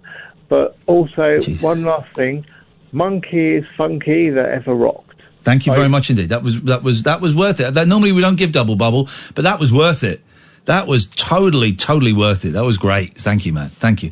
And where do we stand on not mocking, people talking differently, but enjoying sometimes the accidental humour that comes out from people being unable to say certain letters? Where do we stand on that in 2019? I don't know. Go on. Well, okay. Well, shall I play it first, and then we can decide whether it's funny or not. Whether it's funny or not. So this was on I can't remember what the programme's called. You and Yours, right? On Radio 4. I like it. It's their consumer programme. Don't like it. I hate it when on Tuesday you listen to You and Yours and it's call You and Yours. It's a phone in. It's about one topic. I hate that. But Monday, Wednesday, Thursday, Friday, 18 minutes past 12 to 1 o'clock, You and Yours, right? And they were talking about switching price comparison websites, right? And they had a woman on from Money Saving Expert. Now, I'm going to play this, okay? If you guys laugh, that's up to you. I don't know where we stand on this. So have a listen to this. Oh, there we go. This is loading up. That means we list every single tariff that is out there, and we rank it in order of... Now, wow. Now, I mean, we'll go back a little bit further. It needs a bit of a longer run-up, but this is... She's talking about how Money Saving Expert so the two sites works. are actually different. But they are linked, aren't they? You switch through to one from the other. That you do, but they're quite different in how they operate. So I'm going to talk about Cheap Energy Club because that's where Rob switched. Okay. And it's quite interesting that Rob said they were recommended because Economy Energy wasn't recommended. The way our site works is it's whole of market. So that means we list every single tariff that is out there. And we rank it in order of... Now, I mean... Right, up to that point, she didn't seem to have a problem with her R's. They were a bit soft. The Rob was a little bit soft. They were a bit soft, but it wasn't as soft as that. Hang on. I wonder whether that was a slip of the tongue. I should make it clear that there's moneysavingexpert.com and then there's cheapenergyclub.com, which is the comparison site that Rob switched through. Let's hang on, there's that Rob. The Rob is the key thing. Are actually different. Rob. Energy Club. .com, which is the comparison site that Rob switched through. It's soft. It's not as soft as she makes it. She did it deliberately. They are linked, aren't they? You switch through to one she from did the it other. deliberately, yeah. You do, but they're quite different in how they operate. So I'm going to talk about Cheap Energy Club. So we can laugh at Rob this. Switched. Okay. And it's quite interesting that Rob said they were recommended. She says recommended. She totally... Yeah, but sometimes it can be the difference between an RE and an RO. It can make a difference. Okay. Like I know someone in my family who stammers, but he doesn't stammer every time with an S. It's just if it's against a certain letter. I would argue that stammering is different. I would argue that stammering is because there's a whole array of things going on with this. Why some people stammer at certain words and then don't. And, okay. Hang on a minute. Here we go. They were recommended. Because Economy Energy wasn't recommended. The way our site works is it's whole of market. So that means we list every single tariff that is out there. And we rank it in order of price. She did that deliberately. I think it was an accident. Do you? Yeah. I think she was given 50 quid by Martin Lewis. Here you go. This is how you're going to save money. Is if you go on and say a naughty word. This is my Martin Lewis impression. If you go on Radio 4... If you go on Radio 4 and say naughty word, I'm going to give you £50. Now, the naughty word begins with W and ends in ank. Do you think you can do it? Great. Okay, fine. Here we go. Right, go. I think it was deliberate. So we can laugh at that. If it was a slip of the tongue, we can laugh at that then. I think so. All right. Well, then that's then that is absolutely fine. If I had a problem with my R's, your R's is great. I would avoid rank. Do you know what I mean? You learn. I think people who know they have a speech impediment find ways of coping and avoiding. You know? Yeah. But although some people have a speech impediment and don't realise it, don't you remember? I'm pretty sure I saw an interview with Toya once. She said she didn't realise she had a lisp until quite late on. Yeah. No. Yeah. There's someone who comes on my Twitch channel called Mystery as a mystery. Yeah. And I said, oh, it's like the Toya song. He went, yeah, that's where I got the name from. It's great, isn't it? I met Toya, of course. She's delightful, as you'd imagine. I tell you what, we'll have a quick break and then we'll rattle through some stories. 0344 499 1000. The Monday shows recently have been quite good. Yeah. This is a cracking start to the week. This is okay. This is an okay show. Do give us a call. The switchboard is empty, guys, but you can give us a call about anything you want. 0344 499 1000. We call you back, so it doesn't cost you much. This is the Late Night Alternative on Talk Radio. The radio show where the owls are not what they seem. Do you or have you ever watched Twin Peaks? The Late Night Alternative with Iain Lee We could be dreaming and meeting each other in our dreams. on Talk Radio. Very rarely do I go on the Talk Radio Facebook page, the official Facebook. I don't go on any of the listener fan pages now. But very rarely do I go on the actual Talk Radio official Facebook page because I think it's a recruiting ground for right-wing extremism and boyfriends for Tommy Robinson. It really is it's a dark, dusty corner of the internet. They're not our people, are They're they? not our people. It really is for extremists and thickos, right? But they've put a video up on this station has put a video up of this show, and I love it when they put videos of our show up on the Talk Radio Facebook page because they don't get it. I put it on my page. There's some nice comments. People get it. This page, they don't get it. And it's the clip from last week, from Friday's show, I think it was, when there was a guy on speakerphone. And it's one of my bugbears. Here's the thing. If you're going to phone a show, have the decency to hold the phone in your hands. Right? Unless you're like a war veteran and you haven't got any hands, you know, then I would prefer it someone held the phone to your head. Those guys always find a way. They're resourceful. Yeah, of course they do. Right? Don't be on speakerphone. It's two things. It's disrespectful to me. It's rude to me. And I'm a father. I'm a son. I've made mistakes in my life. Of course I have. But I'm trying to make my life better, Catherine, as you know. I'm trying to make my life better. It's disrespectful to me. It's rude. It's ill-mannered. Came third in I'm a Celebrity, get me out of here. It's disrespectful to the listeners. What you're saying is, I think the listeners are pieces of SH1T. Sure, some of them are. Some of them are. The ones that use speakerphones. And also, we just can't hear you very well. I mean, that's my problem with Cannot hear you very well. So, okay, some guy phoned up and he was on speakerphone and I tore him a new a-hole because I was angry, I was furious, I was fuming. I've calmed down a bit now over the weekend, I was fuming. So the clip's gone up, okay? These are the comments from the Talk Radio fans. WTF, woo, spelt W-E-W. So WTF, woo, someone is defo on rag. There's no full stops or punctuation. I'm adding the punctuation as a favour to Mark Smith. Suggesting you've got your period there. Yeah, this is Mark Smith. Okay. No punctuation. WTF, woo, someone is defo on rag. It's speakerphone, not the effing, he puts the actual word, end of the world, bloody hell, man. I've replied, you, sir, are an imbecile. Can't you see how important this is? Next comment. Oh, Carl gets it. Carl gets it. It's like the effing... They put in the F word in. Wow, they don't care, Carl do they? says it's like the effing clueless idiots who put it on speakerphone, walking round, yet hold it to their mouth to talk, the same effing distance from your ear. Thanks, Carl. I've written, this is important. David Hill, who I think follows me on Twitter, is about to get blocked on Twitter. David, your time is up. Oh dear, time of the month. Iain is on the blob. Guys. I hate the term blob.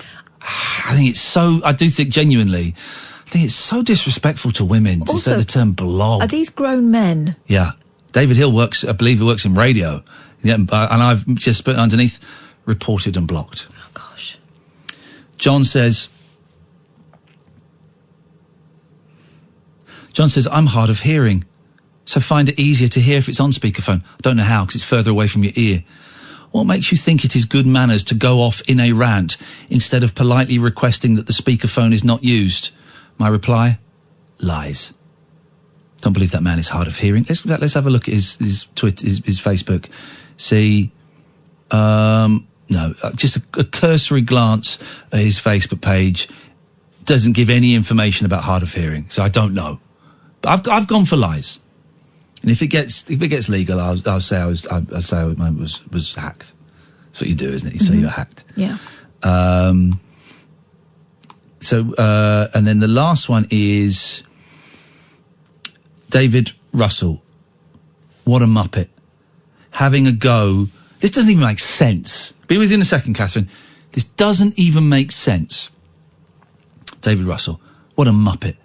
Having a go at a caller for not holding the phone to his ear while wearing headphones and talking back via a mic. Total idiot. Oh, God. I've replied, he was in the wrong completely. Scumbag. So that's what we're dealing with there, guys. It's a dark place. It's the home of idiots, thickos and racists. The Talk Radio, the official Talk Radio fan page. I would suggest don't go there. David Hill, I do think you follow me on Twitter. You're getting blocked. You're getting blocked, mate. I'm going to find you. The level of discourse there and, menstrual-based jokes. 2019, guys. You're supposed to be adults. Someone accused this show, of being far left-wing today on one of the listeners' Facebook groups. Hilarious. This show? What? Far left-wing? Okay. Right, let me find... What was the name of that guy I'm going to block? David Mills or Hills? Hill. David Hill. Right, you're blocked. While I'm blocking him, let's say hello to our good friend, Catherine. Hi, Catherine. Hi, Ian. Hello. There are two things I'm phoning about, but it will be quite quick, the first one. It will be. Both of them will be quick. I determined. There he is. There he is. There he is. I was going to do jingles for this guy. Uh-huh. David Hill. Blocked. Oh, crikey. But now, here's the thing. Here's the etiquette. Sorry. He was rude about me on Facebook. I've blocked him on Twitter. Is that allowed? Is it? Are you allowed to cross the streams? I feel I've crossed the streams there. If the offence happened on Facebook, then don't I have to block him on Facebook, not Twitter? As far as I'm concerned, it's the old case of chat SH1T, get blocked. Yeah. Or, no. You're about to hear a little sound from my computer. Here we go. You know what that's the sound of a screenshot. Time to unblock him and ask him, what the hell? I'm going to write? Explain, full stop. What should I write that? Yes. Explain. Or care to explain? Yes. Care to explain, full stop. Question mark. Question mark. Care, full stop, to explain, question mark. No, why are you putting full stops in? I just feel there should be a full stop. Also, if you're talking to those guys from the Talk Radio Facebook page, they don't know what grammar is. So, care, comma... No? What? I feel like I'm missing punctuation. Care to explain? Question mark. All right, care to explain, exclamation point. No. And then we're going to put the picture, and that's going to go there. Oh, no, that's a poster for our live tour. Hang on, Catherine, be with you in a second. Although I've got to be honest, it's taking longer than you said it would, so that's a black mark against your name. There we go. Care to explain? Right, let's see what his little reply is. Okay, away you go, Catherine. Okay. Not you, sorry. That one. I have nothing to add. Then in that case, you. Right. First thing is to say that the guy who phoned in about you imposing your taste on everybody. A few weeks ago, you played a band called Pizzicato 5. Yes. Which I'd never heard of, and who I now think are great. So if we didn't all impart our knowledge and we like, then it wouldn't go round and nobody would listen to anything apart from what is insular. Exactly. It's all about pollination and cross-pollination. That's what we're... Well, and also someone saying, that show that you host co-host 3 hours a night for 5 nights a week, where a lot of the stuff, it's not news-based, it's based on your experiences and your opinions. Could you have less of your opinions in it, please? And more of mine. Someone who doesn't contribute. Yeah. Could you go less of your opinions on your 15-hour show, which is largely drawn from your personal background and experience, please? Less of you in it. Well, if you want less of me in this show, go and listen to Tom Snorbrick, or go and listen to Duncan Barks. Well, I'd say that he's actually a good show. I was listening to him on Sunday night because I don't listen to Howard anymore. Go and listen to go and listen to those guys if you want less of me in the show at this time of the night. Yeah. You know what? It's one person against however many other thousands listen to you. Yeah. It's one person's view, and it's not a very... It's actually quite a high percentage one.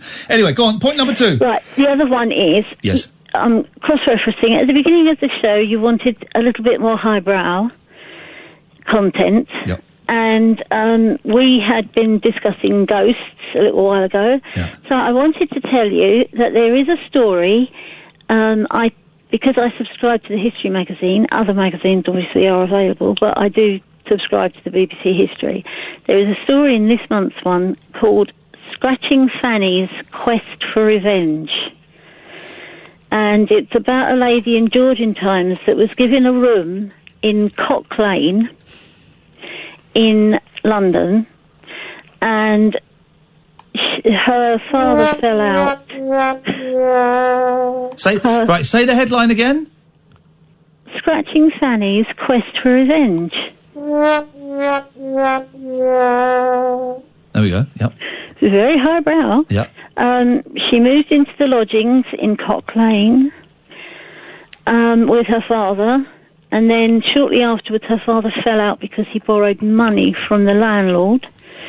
The landlord then turned them out, and she subsequently died of consumption. And her ghost apparently haunted this house in Cock Lane, scratching the walls. People said that they could hear her scratching the walls. Yes. People were terrified, and then people rolled up to start looking at this curious house. And even Samuel Kath, Johnson... stop scratching your fanny. Samuel Might want to Johnson get that sorted, though. investigated it and said it was a hoax. So the landlord got 2 years imprisonment because it was a hoax. And these are famous hoaxes that have gone on in history. But I thought you may be interested. Thank you for that, Catherine. I'm interested in as much as it certainly filled some time up. Yeah. Which is all we're doing here. All we're doing is filling time until we die. That's a very interesting article on a lot I like of a good old hoax from the olden days. Thank you, Catherine. It's appreciated. 0344 499 1000 is the telephone number if you want to give us a call. Chat its fate is being fingered. Yeah, it's a new one. It's arrived. I never know. I feel like we've not done this for a while. Every month. Oh, We did it last month. Okay. I never open it before we get on air because I'd love seeing the front page when I'm here with you. Harrison sent me a very weird tweet. Are you astound me? See how this works? Iain, if you're still doing celeb names that confuse you, we never were. No. I always used to think Dermot O'Leary's name was Birdim.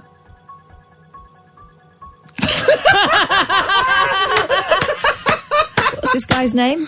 Harrison. Harrison, are you okay? I always used to think Dermot O'Leary's name was Birdim. What does that even mean? Birdim. I've tweeted it to Dermot to see if he can explain this. But like Birdim O'Leary? No. That's nuts, man. Thank you, Harrison. That's absolutely crazy. If that indeed is your name. We're going to open Chat It's Fate after midnight. I think lovely images today of I love is public displays of affection, particularly when people are being filmed, and they can be kept for posterity. And there's a really romantic clip on some of the websites today of Brian Tilsley. Remember Brian Tilsley from Coronation Street? Yeah. Brian Tilsley, I remember 61. him getting murdered. Where did he get murdered? We've had this before. Come on. Was he in Blackpool or Nope, something? we've had this before. It's exactly the same conversation. You know, we recycle our stuff here. What I remember is like a van. He got like pushed up against a van. It was outside a nightclub. Yeah. In Slough. It was in Slough, yeah. Was it supposed to be Slough? Yeah, it was, well, I don't know if it actually was Slough, but it was Slough, yeah. They referred to it as Slough. Gosh. And that was before stabbing became really popular and stuff with everybody. So they got in third, trendsetters. But Brian Tilsley, age 61, down on his knees, proposing to his now 21-year-old fiancée. She'd have to help him up. She did have to. What was she wearing? Because I could see everything. It was great. Well, yeah, she had like a lace trouser on. But he also was slashed to the waist, wasn't he? What was his name? Quentin Blake? No. Tom Bosley? No. What was his name? Don't tell me. No, tell me if you know. Do you know it? No. Something Quentin, wasn't it? Chris Quentin. Yes. Chris Quentin. I was I've been to Stringfellows twice. Once was for work. Do you know what? He smells Stringfellow, eh? Yeah. Once was for work, was to film some stuff for the 11 o'clock show, and once was because I got given some free tickets to Stringfellows because I was on the 11 o'clock show, I think. And I went with Tessa. We're going to go. We're going to get hammered. Some sexy fun. We're going to... No, not for sexy fun. We're going to go and have a laugh. We're going to have a laugh. We've got free passes to Stringfellows. We'll go. It's the weirdest thing, man. Working on the door was not Olivia Colman. The lady who said the salmonella lady. Oh. It was her daughter. Edwina Curry's daughter. It was Edwina Curry's yeah. daughter was working on the coat check girl. And inside it was a lookalikes night. So they were stripping? No, it's not stripping, Catherine. It's just as far as I remember, it's just, I don't think they strip, they just walk around in like thongs and stuff on the tables. Alright, so what, a lookalike in a thong? No, the lookalikes were just there. Because my first stripper I ever saw looked like Lovejoy. No, they weren't. The strippers were not lookalikes. They looked like beautiful women. It's because they were beautiful women. And they probably looked alike. But then you'd have like Del Boy. Stripping? No, why is this? Lovely jubbly? There were some lovely jubblies there, yes. Some great jubblies. I didn't see any of those. It was women. We're great. We're a great double act, aren't we? We're fast. We're not funny, but we're fast. That's the catchphrase. We're fast. We're not funny. We're fast. And Chris Quentin was there, and there was like the spicy girls. So there were always lookalikes that were there. And then at one point, a voice came over the tannoy. Would Chris Quentin please come to the DJ booth? That's the real Chris Quentin, not the Chris Quentin lookalike. 03444991000. This is the Late Night Alternative with Iain Lee and Catherine Boyle. Every weeknight from 10 on Talk Radio. Talk Radio. The Late Night Alternative with Iain Lee on Talk Radio. We have ways of making you talk.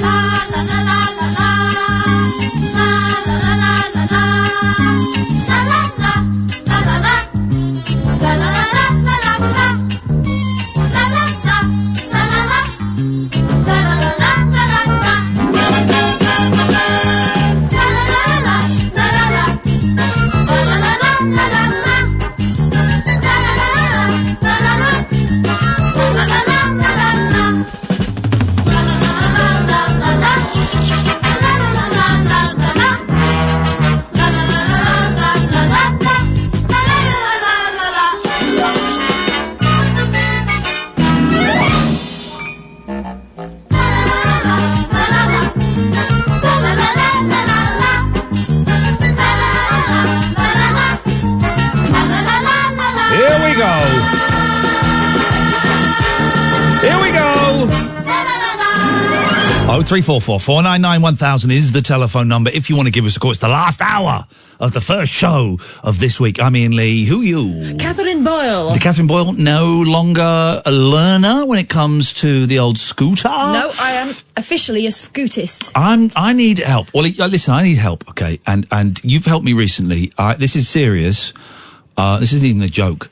I am addicted to eBay, right? Yeah. So I'm addicted to drugs, and I'm addicted to sex, and then I'm addicted to food, and then I'm addicted to all of this stuff, right? And eBay. And I've spent a fortune on eBay recently.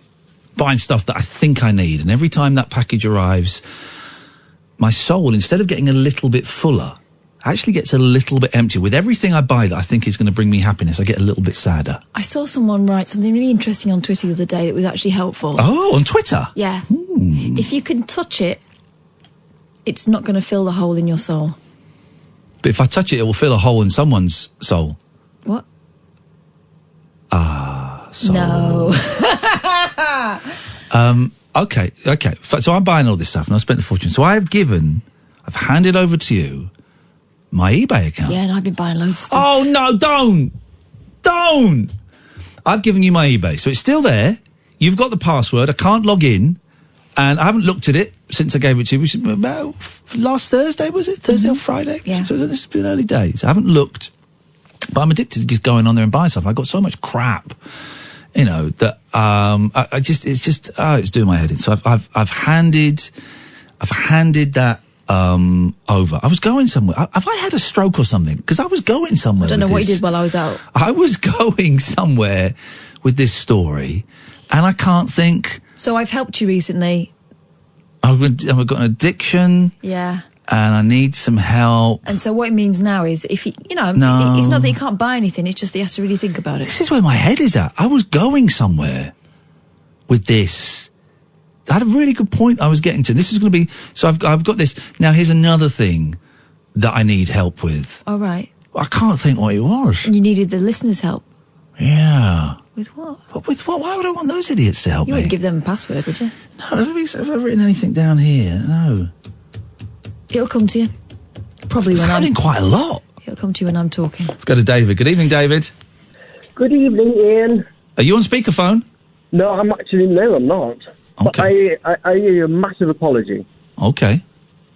Because I was the one who put that comment on. Oh, come on, man. I am so sorry. I just thought, it made me feel really guilty, and I thought, I'm going to have to justify myself and ring in an apology. Okay, so you're the one who wrote, oh dear, time of the month, Ian is on the blob. Yeah, the blob. What is this? Are we about to go up to grammar school and we just learnt the word blob? Well, yeah. Well, I thought you got really angry, and I just thought, well, yeah, maybe. You work in radio, right? I know. I'm so sorry. But are you really this thick? Okay. You know I'm not really angry in that. I don't want to pull back the curtain too much, but I'm going to. No, you made me feel guilty that I'm going to phone in. You did it on purpose. I didn't. You know I'm going to phone in. No, I didn't make you feel guilty. You've made yourself feel guilty. I've just pointed out something that I found gross and disgusting. You know I'm not really angry in that clip, right? No, I know that, but it still made me feel guilty. I know you weren't that angry, but I thought, right, you were phoning in and. Okay, well, I'm glad you phoned in, but why? I don't get the joke. I don't know if it was a joke, because the rest of the comments. Was a joke. It was a joke. Yeah. Okay. It was, you got really angry, and rightly so with people on speakerphone, because I don't like it either. And I just thought, oh no, it's just, do you know what? Reaching for the time of the month reference is a bit too easy there. Yes, I know. I'm making me feel that small now. I'm taking a big hole here. No, we're not making anybody feel small. You're allowing yourself to be made to feel small because obviously you're allowing yourself to. Here's the thing, right? I am going to, from time to time, I'm going to call out people that do mean comments about me. I'm going to call them out because at the moment I'm feeling superpowered, so they don't affect me. Sometimes they affect me, and when they do, I won't call them out. But right now, they don't affect me, and I'm feeling superpowered, and I'm feeling invincible. So I'm going to call people out because people do think, and I'm not necessarily speaking about you. You've apologised. Okay, I accept your apology. Thank you. But people think that they can write anything on Twitter. They can write anything on Facebook, right? Yeah. And yet it can either be mean or it can be a joke, and you know that jokes don't get interpreted as jokes. I've learnt that jokes don't get interpreted as jokes unless you go, that was a joke. So I just don't, you you look at the rest of that feed, that's full of arseholes, right? And you've just made yourself look like a bit of an arsehole. I know. League with those guys. It wasn't meant to be. It's so difficult when you read something. You think, is that funny? How do you take that? Oh, no, there's not difficult with that. That's not funny. That's obvious. That's not funny. No, okay, it's not funny, but I thought at the time, okay, it was. But we've all done things which we have. Do you know what we have? We have. Yeah. I accept And your I meant apology. no offence. I accept your apology. I accept it. And I'm not, if you feel bad, I'm sorry that you've allowed yourself to feel bad. That's not what we're doing. You called in, so I appreciate that, and thank you. Of course we all make mistakes and stuff like that, and I do respect the fact that you've called in. Not many people would. And I'm going to delete my tweet because I don't want to cause you any more embarrassment. And, just maybe just think, just also, it's not a funny line. And it's put in a place where there's a lot of toxicity directed towards me anyway. And B, just someone's having a rant, even though it's a bit of theatre, to say it's like, oh, you're on your periods, to use a really gross way of saying, oh, you're like a woman every month. That's not kind of what we do. We don't do that. No, I know that's it, but I think just we live in these times where people throw comments around. It's not an excuse. We shouldn't throw comments around. So difficult to work out the ones that are being really spiteful and the ones that are actually just being a bit silly. Yeah. And then I listened to you quite a few months on Talk Radio. And you got excellent taste. You've got excellent taste. Of course. Right. But yeah, one of my favourite shows, of course, you and Catherine. All right. Well, listen, you don't have to grovel because we're cool, man. You apologise, and I respect that. And you're right. Everyone makes mistakes, and I respect the people that own the mistakes. So I don't want to bully you for that. I don't want to bully you at all. How is your radio show going? It's fine, thank you very much. It's all good. What kind of stuff is it? Well, I do a lunchtime slot, so I play lots of 80s, 90s, maybe 60s and 70s as well. So I just do, just a lunchtime slot, just to let everybody wind themselves down a little bit for winding down for lunch. Wind down. All right, I'm going to record you a jingle. Well, I'm going to do you a jingle now. You have to get it off of the you'll have to listen to the Listen Again feature and tape it yourself, okay? All right, thank you. Yeah, sorry. What do you need me to say for a jingle? I'm going to do the best jingle for you. Well, I was just literally falling to sleep and I heard my name being mentioned. I thought, oh, that's it, I'm in trouble tonight, Yeah. Yes, I know you weren't really offended, but it still made me feel guilty all the same. And shut up talking. What jingle do you want? Stop talking. I don't really know. I mean, I was just falling to sleep and I'm not too sure. You've got to grab these opportunities when they come because they don't come very often. Can I send you a DM at some point, like tomorrow? Nope. It's now or it's never. What's the essential info you want in it? Oh, come on. It's like a really shouty lunchtime. All right, shut up. Right, shut up. My name's Iain Lee. I was in I'm a Celebrity, Get Me Out of Here. You're listening to David Hill. He's a presenter on the radio, and he gets me so angry. Because you said rude words to him. No, that's it. You've got it. Stop adding stuff. I'm a professional. There's your thing. So you're telling me I have to grab that off the radio? That's going to sound pretty poor quality. Tough. You're right. Well, tough. Tough. Wow. Tough. There you go. Tough. Jeez. He wants me to book a studio in London for £350 an hour plus VAT and record some jingles for him? What is this? I get that. Get out of town. Here's the thing. I could have put it on the podcast for you, but I won't now. There we go. Sandra! Hello, how are you? I'm fine, Sandra. What can I do for you? Right, okay. The Tories and their drug policy and all, they've all been taking drugs. This is on the ESA forum to ask if they were medicalised because of drugs. What? I've never taken one in my life. You should do the wicked. That was a joke. Don't take drugs. No, don't worry. I won't. What do you want to know? I just want to know why it's so high profile at the moment. What do you mean? Why what? Why drugs are high profile at the moment? Yeah, why the Tories are all saying that they are taking drugs? Well, because Michael Gove was wanting to be the next Prime Minister, still wants to be the next Prime Minister, and by coincidence, a book that was commissioned 18 months ago is coming out, I think, this week or next week, and there's a story in there, it's a very well-researched book, apparently, about a very dull man, and there's a story in there about him taking cocaine. So he was obviously given the heads up, Michael, have you seen this? So he had to grab the bull by the horns, he had to grab the red end of the poker and come out and say, I've taken cocaine. Because bear in mind, a lot of the people who are going to be voting in this leadership battle are kind of older, and by the very nature, very conservative people, you know, who will not take that well at all. And then everyone else who's cacked their pants and has had to come out and say, I smoked a joint, I've done a bit of coke, someone smoked some opium, I think, in Iran. Yeah. Because they're scared that if they don't, and obviously the press are then going to be digging around on everyone, and if they don't come out and say they did this first, then they're screwed. Personally, I don't think it's a big deal, except when people like Gove and the Tories, who are a notoriously anti-drug party, Gove wanted to implement a policy where teachers who had been found that they'd used drugs in their past would get the sack. And also, I can understand why people who are in prison for drugs offences are angry. I can understand why young black men, who are the people that are predominantly stopped and search for weapons and drugs, are angry, you know, that there is a disproportionate number of black men in prison for drugs offences, and yet it turns out if you're a white guy that went to Eton or a similar school, it's a joke. I get that. I know. Can I tell you, Ian, this is Carers Week, by the way. It's what? Carers Week. Okay. Okay, I'm busy. I'm an unpaid carer for 3 people. Yes. And I got an ASA form through the post asking if I had been put into hospital on drugs. I don't know what this form is, what you're talking about.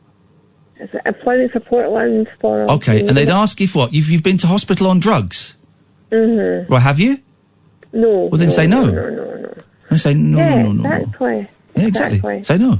Exactly. And can also say that Lucas's fund has reached the £1,000 mark. There you go, you see. Well done. Dreams can come true. Sandra, thank you very much. Christian, we're going to come to you next. It's an interesting thing about Jason Donovan and drugs. Did you see that in the papers? No, I didn't. Oh, it's interesting, and it got me thinking, actually. We'll talk about that. 0344 499 1000. I will restore the vibe. Take a trip into the alternate reality of late night radio. I think I'm in something like the Matrix, and so are you. The Late Night Alternative. Hello. With Iain Lee. Is there anybody out there? On Talk Radio. Hello. I'm going to come to you in a second and I'll do something. To stop the music. I'm going to do something very serious for a moment. Hi, my name's Iain Lee. You may have seen me on The Jungle, or maybe heard me on the radio. Well, when I'm not being a celebrity, I'm busy listening to Harrison on Hampshire Hit Radio between 4 and 7 every weekday. This guy's cool. He's young. He's good looking. Listen to his voice. He's got everything going for him. You go, Harrison! Just asked me to do a little thing for him, so did a thing for him. Can you clipping that, Harrison? Thank you. Right, let's go to Christian. Hi, this is me also, and I would like to say, keep listening to Harrison on Hampshire Hit Radio. Best thing in Hampshire, if you like hit radio things. Let's get everyone to phone up and do a jingle for Harrison. You can use that one as well, it's worth something. It'd be worth something one day. Collect these. These are going to be worth an absolute fortune one day. Oh, yeah, and I know all about hit radio, but, hello. Hello. How are you? Hi there. Don't. Just go now and do it. Who am I doing? Say, seriously, what did you call in for, Christian? Oh, I'm calling back from the other week. I spoke to you and I was telling you how much I love Tony Slattery's interview. Oh, yeah. Also, because I'm friends with it's Christian. Oh, here we go. Yeah. Hang on. Christian. It's Christian. Oh, okay. Sounding a little bit more sober this week, Christian. I know. I had a beer that week. You were your beer. Yeah, it was this big, yeah. Flipping heck, man. Christian. I had lots of things to celebrate. You did. Weeks ago. Well done, Christian. You did. Congratulations. Cheers, but still, Hampshire Hit Radio, the aim. So I spoke to her over the weekend. Oh, yeah, I don't normally do this, but a little bit of backstory. You heard the Tony Slattery interview, and you were sort of friends with a niece of his? It's his actual niece. Is it actual niece? Well, a niece of his, The real niece. And you weren't sure whether you should bring up the interview with her or not? No, and then... You did? Yes, no, I went and did it on Friday, because funnily enough, I'd forgotten about it. I've been busy. And I just read, as we said, I loved it. I thought it was a wonderful podcast with yourself, and I was moved by his story, how open he was. I hope he gets back to a good place. Simple as that. Yeah. And yeah, she got straight back to me, which was nice. So it said, yeah, it's been really hard for him. It looks like things are on the up. Hopefully be in a better position soon. He's been really brave with the media because he seems like such a shaky, nervous person, but still very talented. And she said, thank you very much for the message. Well, there you go. I told her how to get a hold of it. So, yeah. There we go. And you just reminded me, actually, I was supposed to phone Tony over the weekend and I didn't. But I'm glad that went well. I'm going to give Tony Slattery a call tomorrow.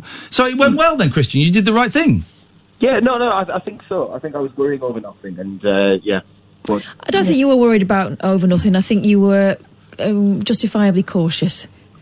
Yeah, that's the one. I'll write that one. Yeah. Down. No, you're right. I'm feeling bad because I said I'd call him on Friday and I didn't call him, but I'll give him a call tomorrow. In fact, let me hang on a second. This will just take a second. Set an alert on your phone. Hey Siri. Oh no. Hey, please don't. Hey Google. I've got Google. Is Google? Yeah. Oh, balls. You haven't got Siri. You told me. Please. Hey Google. Alexa. Shut up, man. Jesus. Hey Google. Can you remind me to call... it's gone. Right, hang on, I lost Hello, it. Jeeves. Shut up. Hey, Google, can you remind me to call Tony Slattery at 11:30 a.m., please? Reminder set. Shut up, man. Okay, I'll remind you tomorrow at 11:30 a.m. Right, that guy's getting a phone call. Whether he likes it or not, and I suspect he's not going to like it, but he's getting that phone call. How many people around the country are now going to get told to ring Tony Slattery? That's going to send him back on the bottle, isn't it? Just get him swamped with phone calls, man. It'd be terrifying. Yeah. With the media in his own way. You are a good man, and you've done well. There he is. Thank you. Thank you very much indeed. Good night. God bless, and may all of your Christmases be white. Let's go to Sam. Good evening, Sam. Good evening, Ian. How are you? Very well, Sam. What can I do for you, sir? I'm not sure if it's kind of hard for me to make a phone call like this, but it's a certain moment in my life, kind of intervention. I can't. Here's the thing. This sounds like it's. I can't. It sounds like this is an important phone call, and I can't hear you. Can you hear me now? No. No, it gets even quieter. I know you're driving, but honestly, we can't hear you. You might have to pull over and ring us. What I'll do is I'll pull over. Yeah, shall I? Pull over, give us a call, and we'll come straight to you, man. I promise. But because I want to hear what you're saying. Sounds like you got a lot of important stuff that you want to say. Where's the? Here we go. I think this is it. I like this from Jason Donovan. I like Jason Donovan a lot. He speaks a lot of sense. Right? This guy speaks a lot of sense. And you got to remember, this is in the paper, so I'm assuming I would like to have the full context of the conversation instead of the bits they've just nicked out. First of all, the first sentence is a lie. Jason Donovan wants his kids to experiment with drugs at home with him. He doesn't want his kids. No parent wants their kids to experiment with drugs. What he's saying, I think, is actually quite mature, right?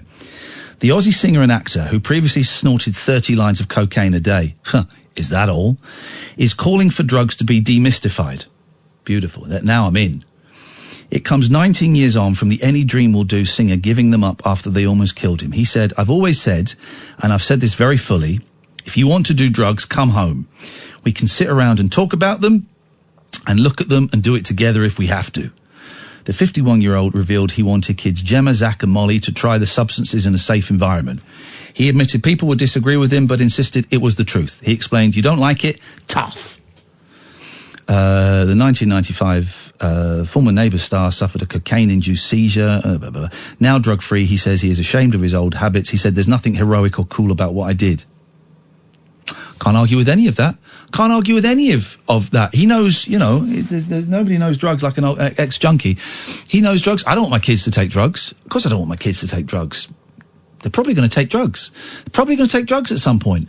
And I can see in one of them already slightly addictive traits, which kind of gets me think. I think that addiction partly it can be genetic, and in one of them I see stuff and think, hey, okay, all right, there's something to keep an eye on. But the idea of kids bringing the drugs home, isn't it part of the bigger thing, which I was always taught and to a certain degree. It worked with me, and it's something I've tried to take on with my kids of, don't hide stuff from me because I'll help you out. Yeah. Right? And I don't mean, I'm going to go and shoot heroin with you or anything like that. But what I mean is if something is on your mind, tell me about it and let's talk about it. And then I'll be there to pick up the pieces, and I'll be fully equipped with the information necessary, right? And if you've already done something, tell me about it and I can help you out, because otherwise you're just going to get yourself deeper and deeper into trouble, and no one wants that. And you don't need to be like that. I'm not that sort of mum. It's that, isn't it? Isn't it? I think it is. And I don't want the first thing I hear about it being when she's in over her head with something. You don't want to get a phone call saying, we've both got some bad. This is the hospital. Your son, I'm afraid, is on a life support machine. You don't want that. No, or someone kicking the door in because they're looking for money. Yeah. Which doesn't happen very often. No. That's a bit of an EastEnders thing. But I know, what I mean. I know exactly what you mean. And I'm actually, I was thinking, is looking forward the right phrase? Yeah, I'm looking forward to the day my kids are old enough to sit down and we can have a chat about drugs. So you can address it. We can talk about it. And I'll tell them, I'll be as honest as I feel is appropriate as to what I did and which bits were fun, because drugs are fun. You know why people take drugs? Because they're fun to start with. And which bits were lousy, and which bits nearly killed me, and which bits made me suicidal, and which bits ended relationships. I'll give them everything that is age appropriate. They haven't asked anything yet. They know about alcoholism because of Ant. They know that because that was a big story, and they asked about it. Is alcoholism when you just can't stop getting the drunk? They call it the drunk. I don't know why. Is alcoholic? He's got the drunk there. Yeah, when you can't stop getting the drunk. And I said, yeah, it is. It's a disease, and it's when beer and wine makes you kind of lose control and feel a bit out of it. And some people, like you see, Mum has a glass of wine or 2 glasses, or Granddad has 2 glasses of wine. They can stop. Some people can't stop. And unfortunately couldn't stop until he got help. You can get help for it, and it's a disease, and you can treat it and get help for it. And they know I don't drink, but they haven't asked yet. And so I've not said. I'm going to wait until they ask. And they will ask at some point. They'll go, well, hang on, why don't you? But at the moment they've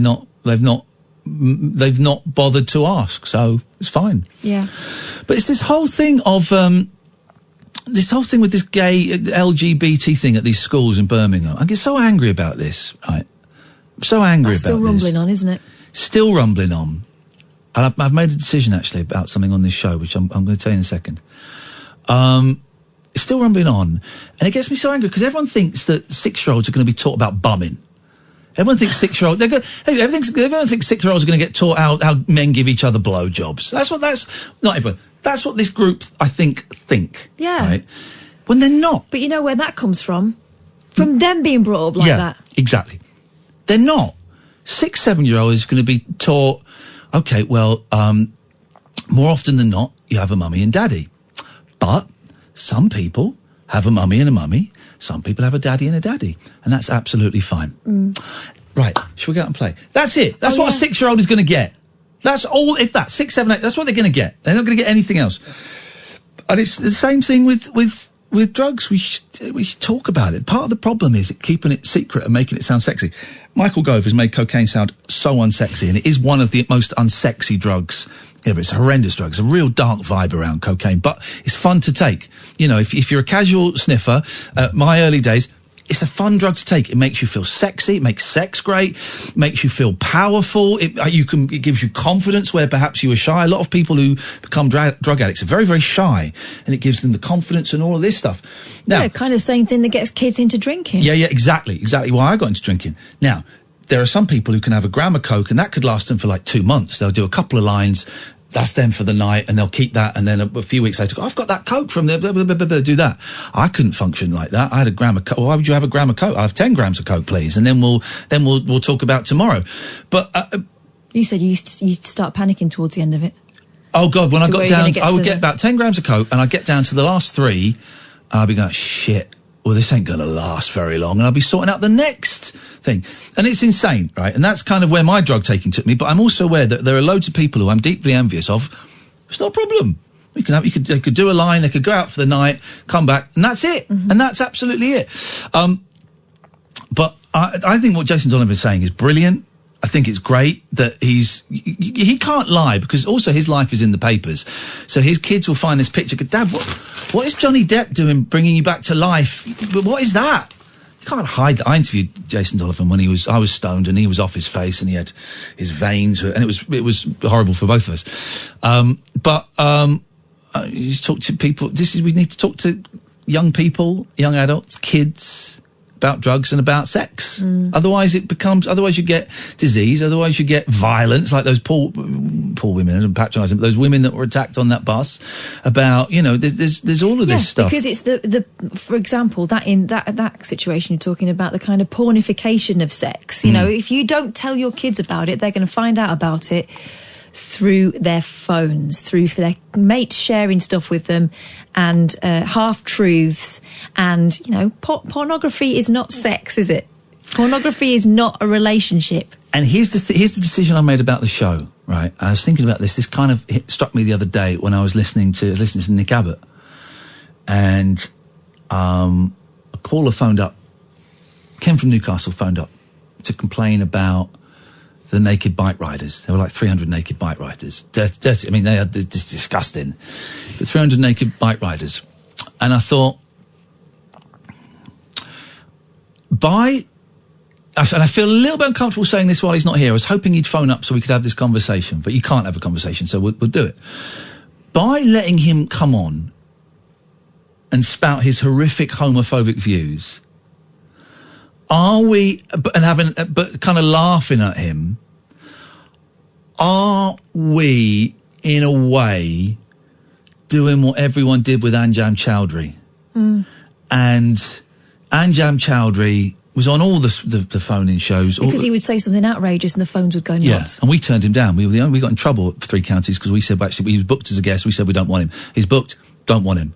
And he's not the only one. With Tommy Robinson as well. We made a stand. No one else at that station would. They said, yeah, but you'll get the phones ringing. I'll get the phones ringing, mate. You get the phones ringing with what? Yeah. Exactly. I'll get the phones ringing, and it won't be with hatred. And so we made the decision not to have him on. And when he got done, I can't remember what he got done for in the end, there were a lot of people that were going, well, we shouldn't have been letting him on the radio. And we went, yeah, we didn't.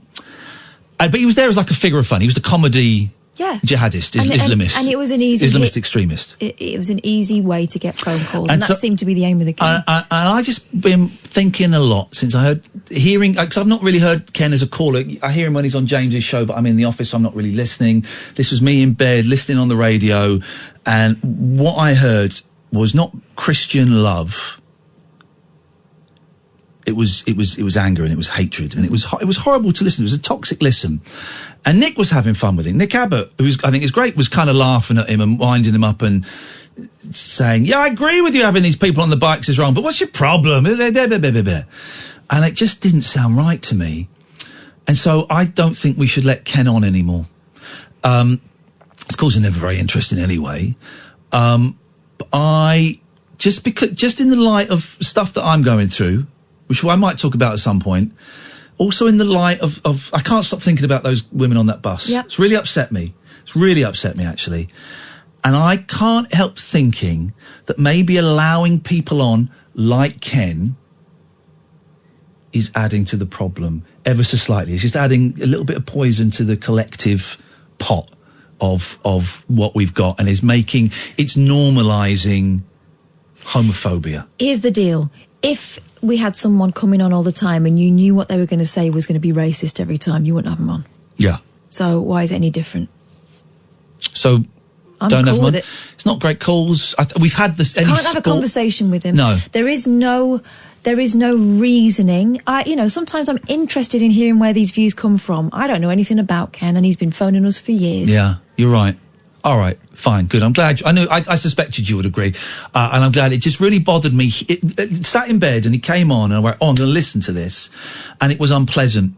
It was dark, and I thought the rhetoric was dangerous. Right. And, in light of, the fact we've got gay pride is in the news again, and there's dickheads saying that we need to have straight pride and all that kind of thing. Well, someone corrected me. I shouldn't call it gay pride. It's pride. Okay. And I kind of bristle when they said that. No, I get it because it encompasses all sorts of other things. So forgive me for that. Yeah. But because of that, you've got a load of people talking about, oh, well, what about everyone else? No, hang on. We're still in a situation where there are people living lives that they are not comfortable with and that make them want to kill themselves. Yeah. Right? And so while people are still living in darkness because of the fear of what other people will say or do to them if they find out the truth, then we treat them with respect. Cool. All right. Good.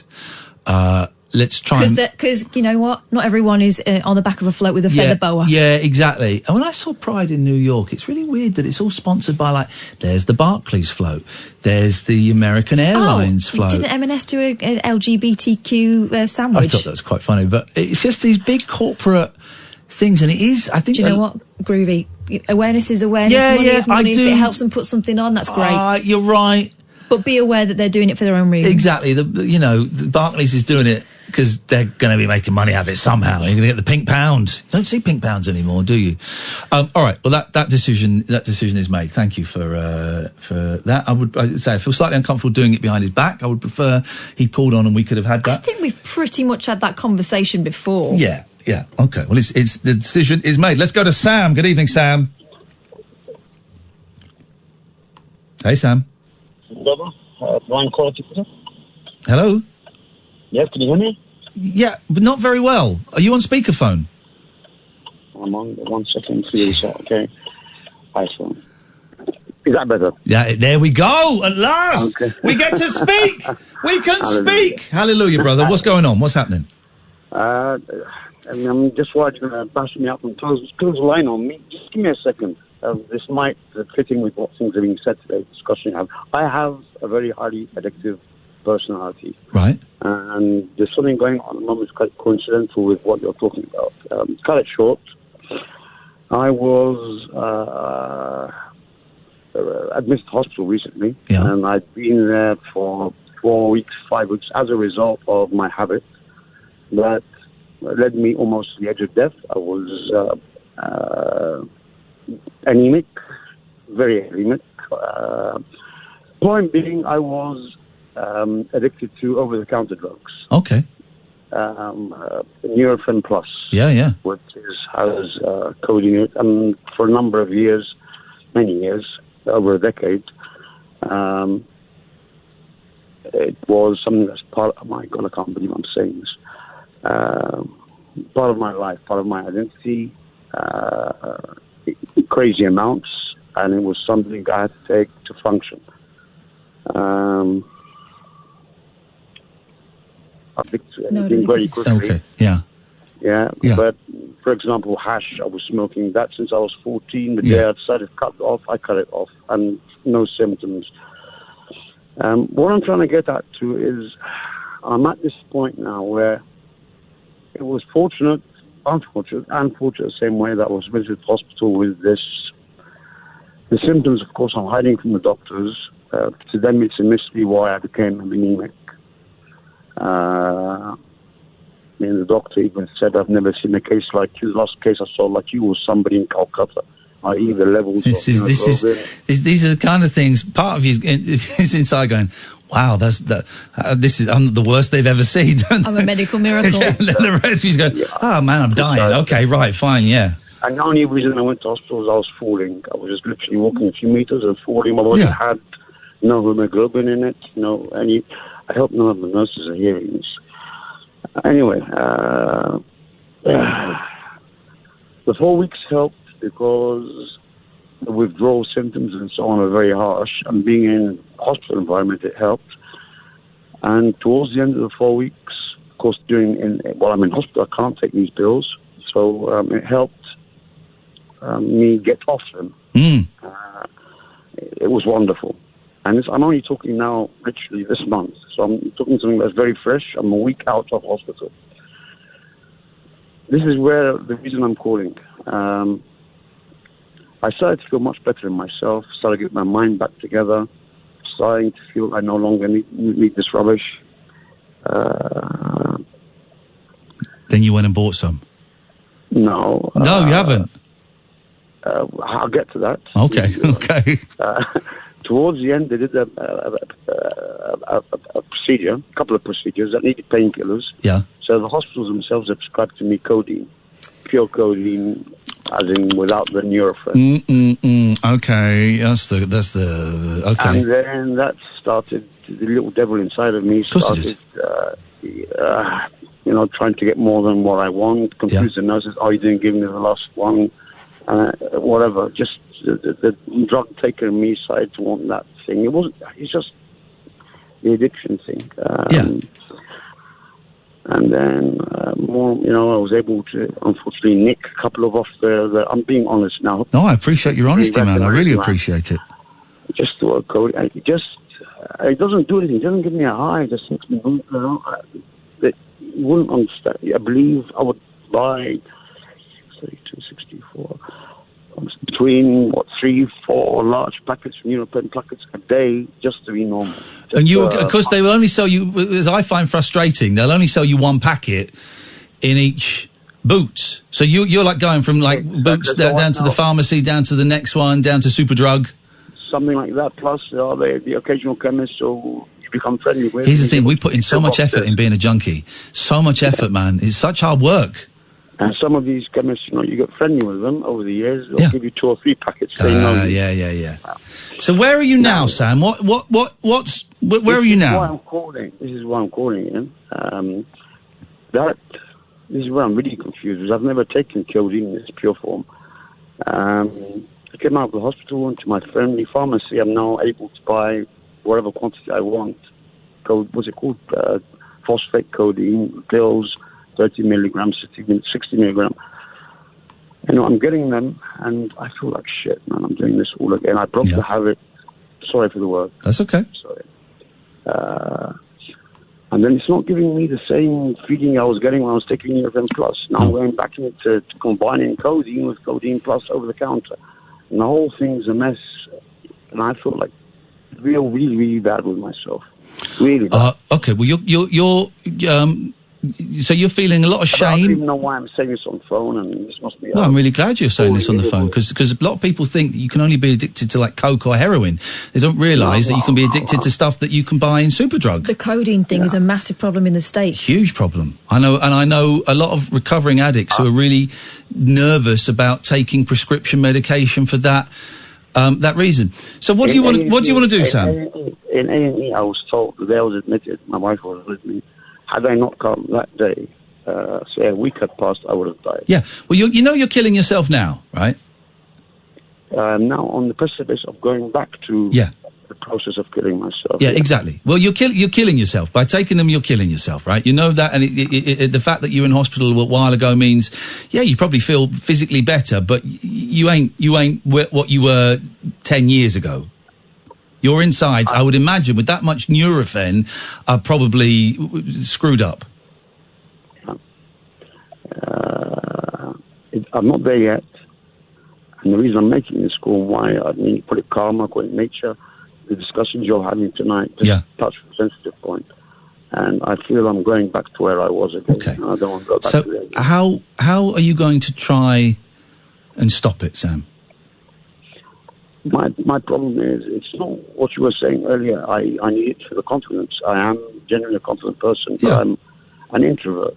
The work I do demands that I be social and be able to talk.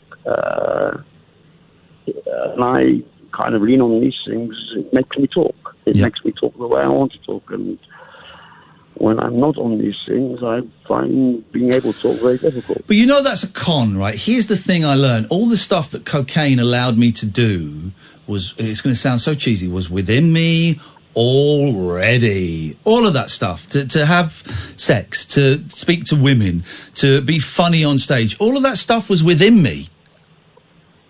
As in the placebo, you mean? Not quite a placebo, because it just sped up everything I was looking for. Yes, cocaine gave me those things, but it was fake. It was fake. Everything it gave me was fake. It was fake energy that I was borrowing from the future, right? All of those things I've been considerably more successful since I stopped doing cocaine. I'm considerably more confident now that I don't do cocaine. I'm considerably sexier. I'm funnier. I can look people in the eye. You know, so all of these things that you're getting from codeine, is within you. So you need to work out how you're going to stop taking it. Yeah, I'll give you an example on a typical day pre-hospital. Yeah. I wake up, get in my car, on the way to the office, I have a box of 32 tablets. Yeah. By the time I get to and it's made up of 4 16 things, what are they called? Strips. Yeah.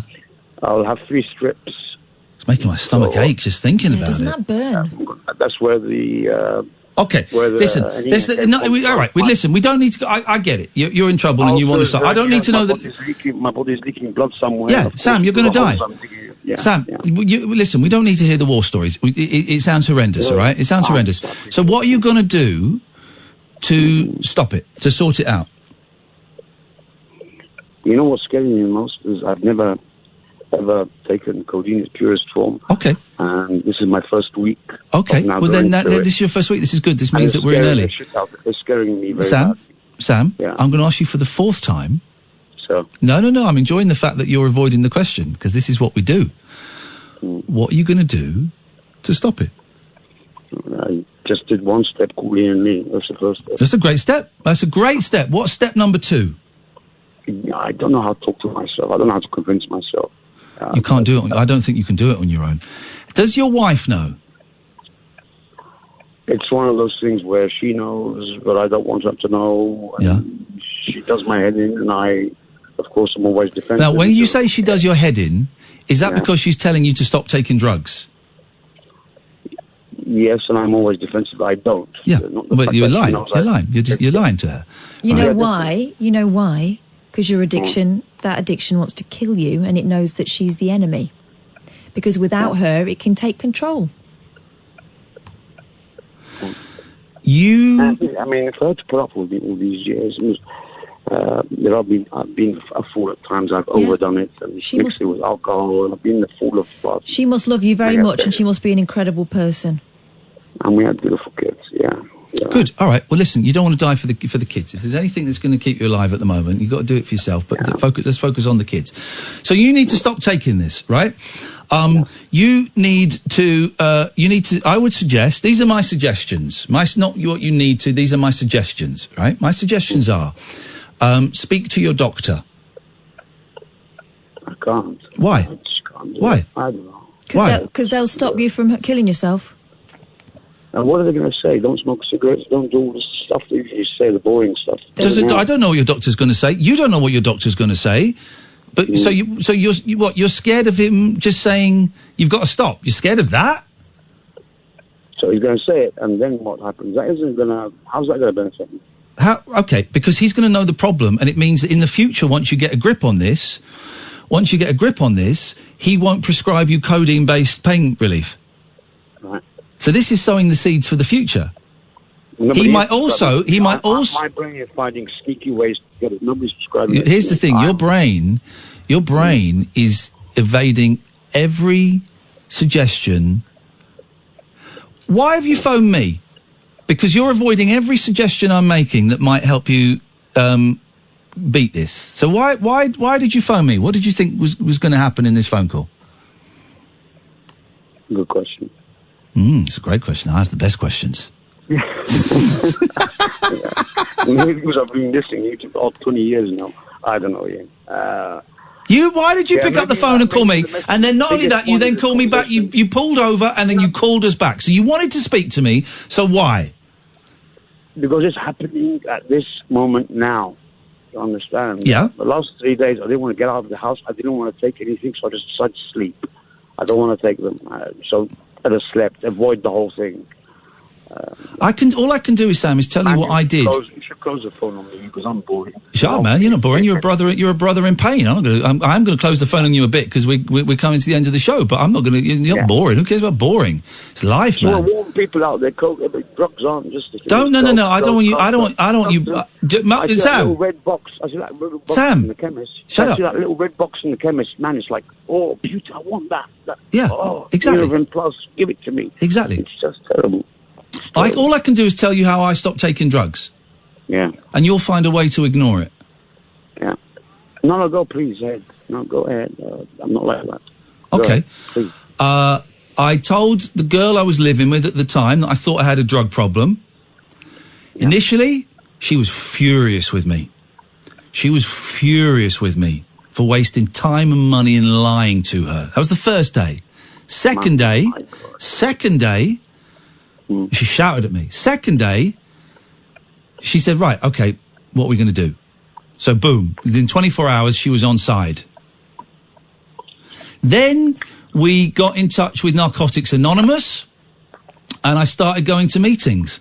And I went to meetings for 16 months, thinking I could cheat it, thinking I could just, do a line every couple of weeks, thinking I could still smoke weed, thinking I could stop taking drugs, but I could drink, thinking all of that stuff. And then after 16 months, it hit me. I went, oh, right, I've got to stop everything. And then I stopped everything after 16 months of going to meetings, trying to swerve it, trying to wriggle out of it, listening to the bits that I thought I wanted to hear and not the other bits. But that's how I did it, is I told my partner, my girlfriend, the person I was living with, and I went to meetings. That's how I did it. Why do these meetings help? Because you sit and share, you share with like-minded people who are in a similar situation. And there are heroin addicts who have been homeless. There are cocaine addicts who are driving taxis. There are rock stars. There are old women who are drunks and do cocaine. There are, do Valium. There are people that have still got really good jobs and are addicted to over-the-counter medicines. Everybody's there. And you listen for the similarities and not the differences. And it works, man. I got 13 years clean, and then I stopped going to meetings, and I picked up drugs again and started using coke again because my head lies to me. I attended once, and it's the whole thing. I was just being judgmental. Oh, you bloody loser, whatever. But some of them are losers. Well, they're not losers because they're sat in the room. No, I'm not being mean. No. I know what you mean. It's hard not to. The whole thing to me was nonsense. Yeah. I mean, I didn't get anything out the first meeting, and I walked out. I mean, I don't want to hear all this. Whereabouts do you live, man? And I was saying to myself, this isn't me. I'm not like them.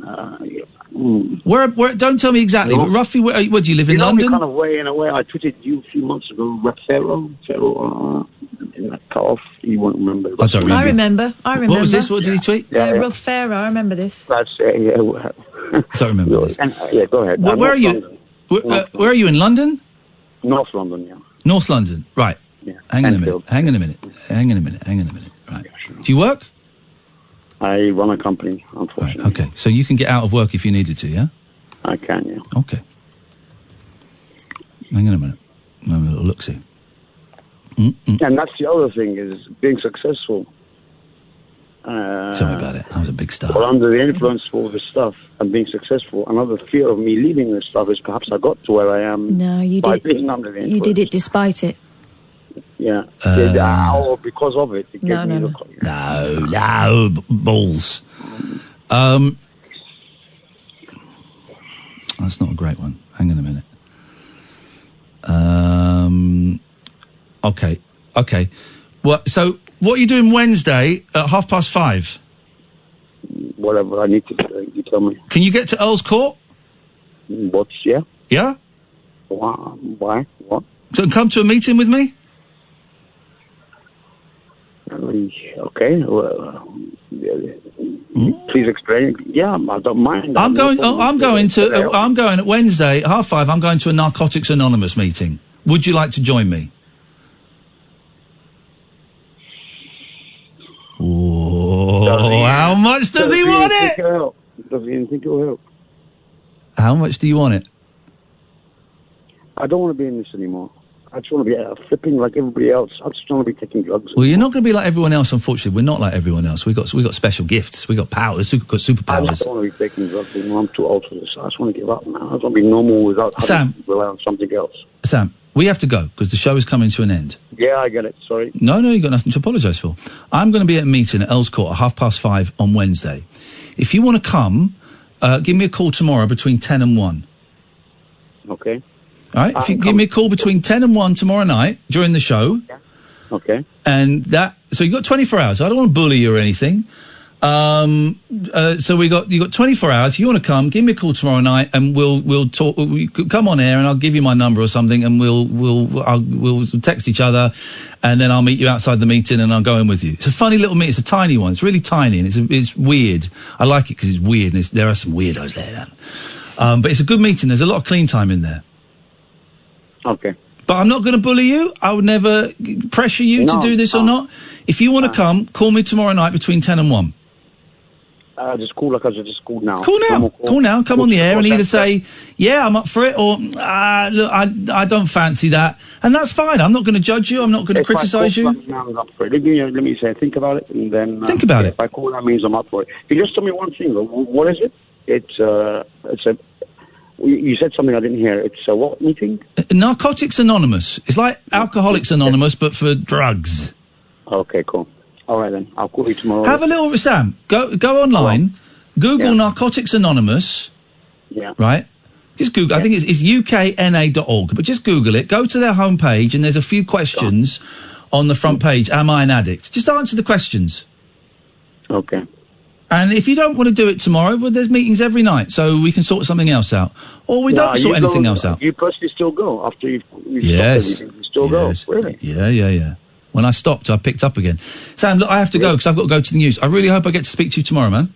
I appreciate that. Thank you, man. very much. Sorry, everybody, boring you. Sorry. Shut up. No, do you know what? There'll be people listening to that are in the same position. Thank you, Sam. I appreciate your honesty, and I'm sorry we've got to end it there, but we've got to do that. Mo, we haven't got time, I'm afraid, mate. That's just the way it goes sometimes.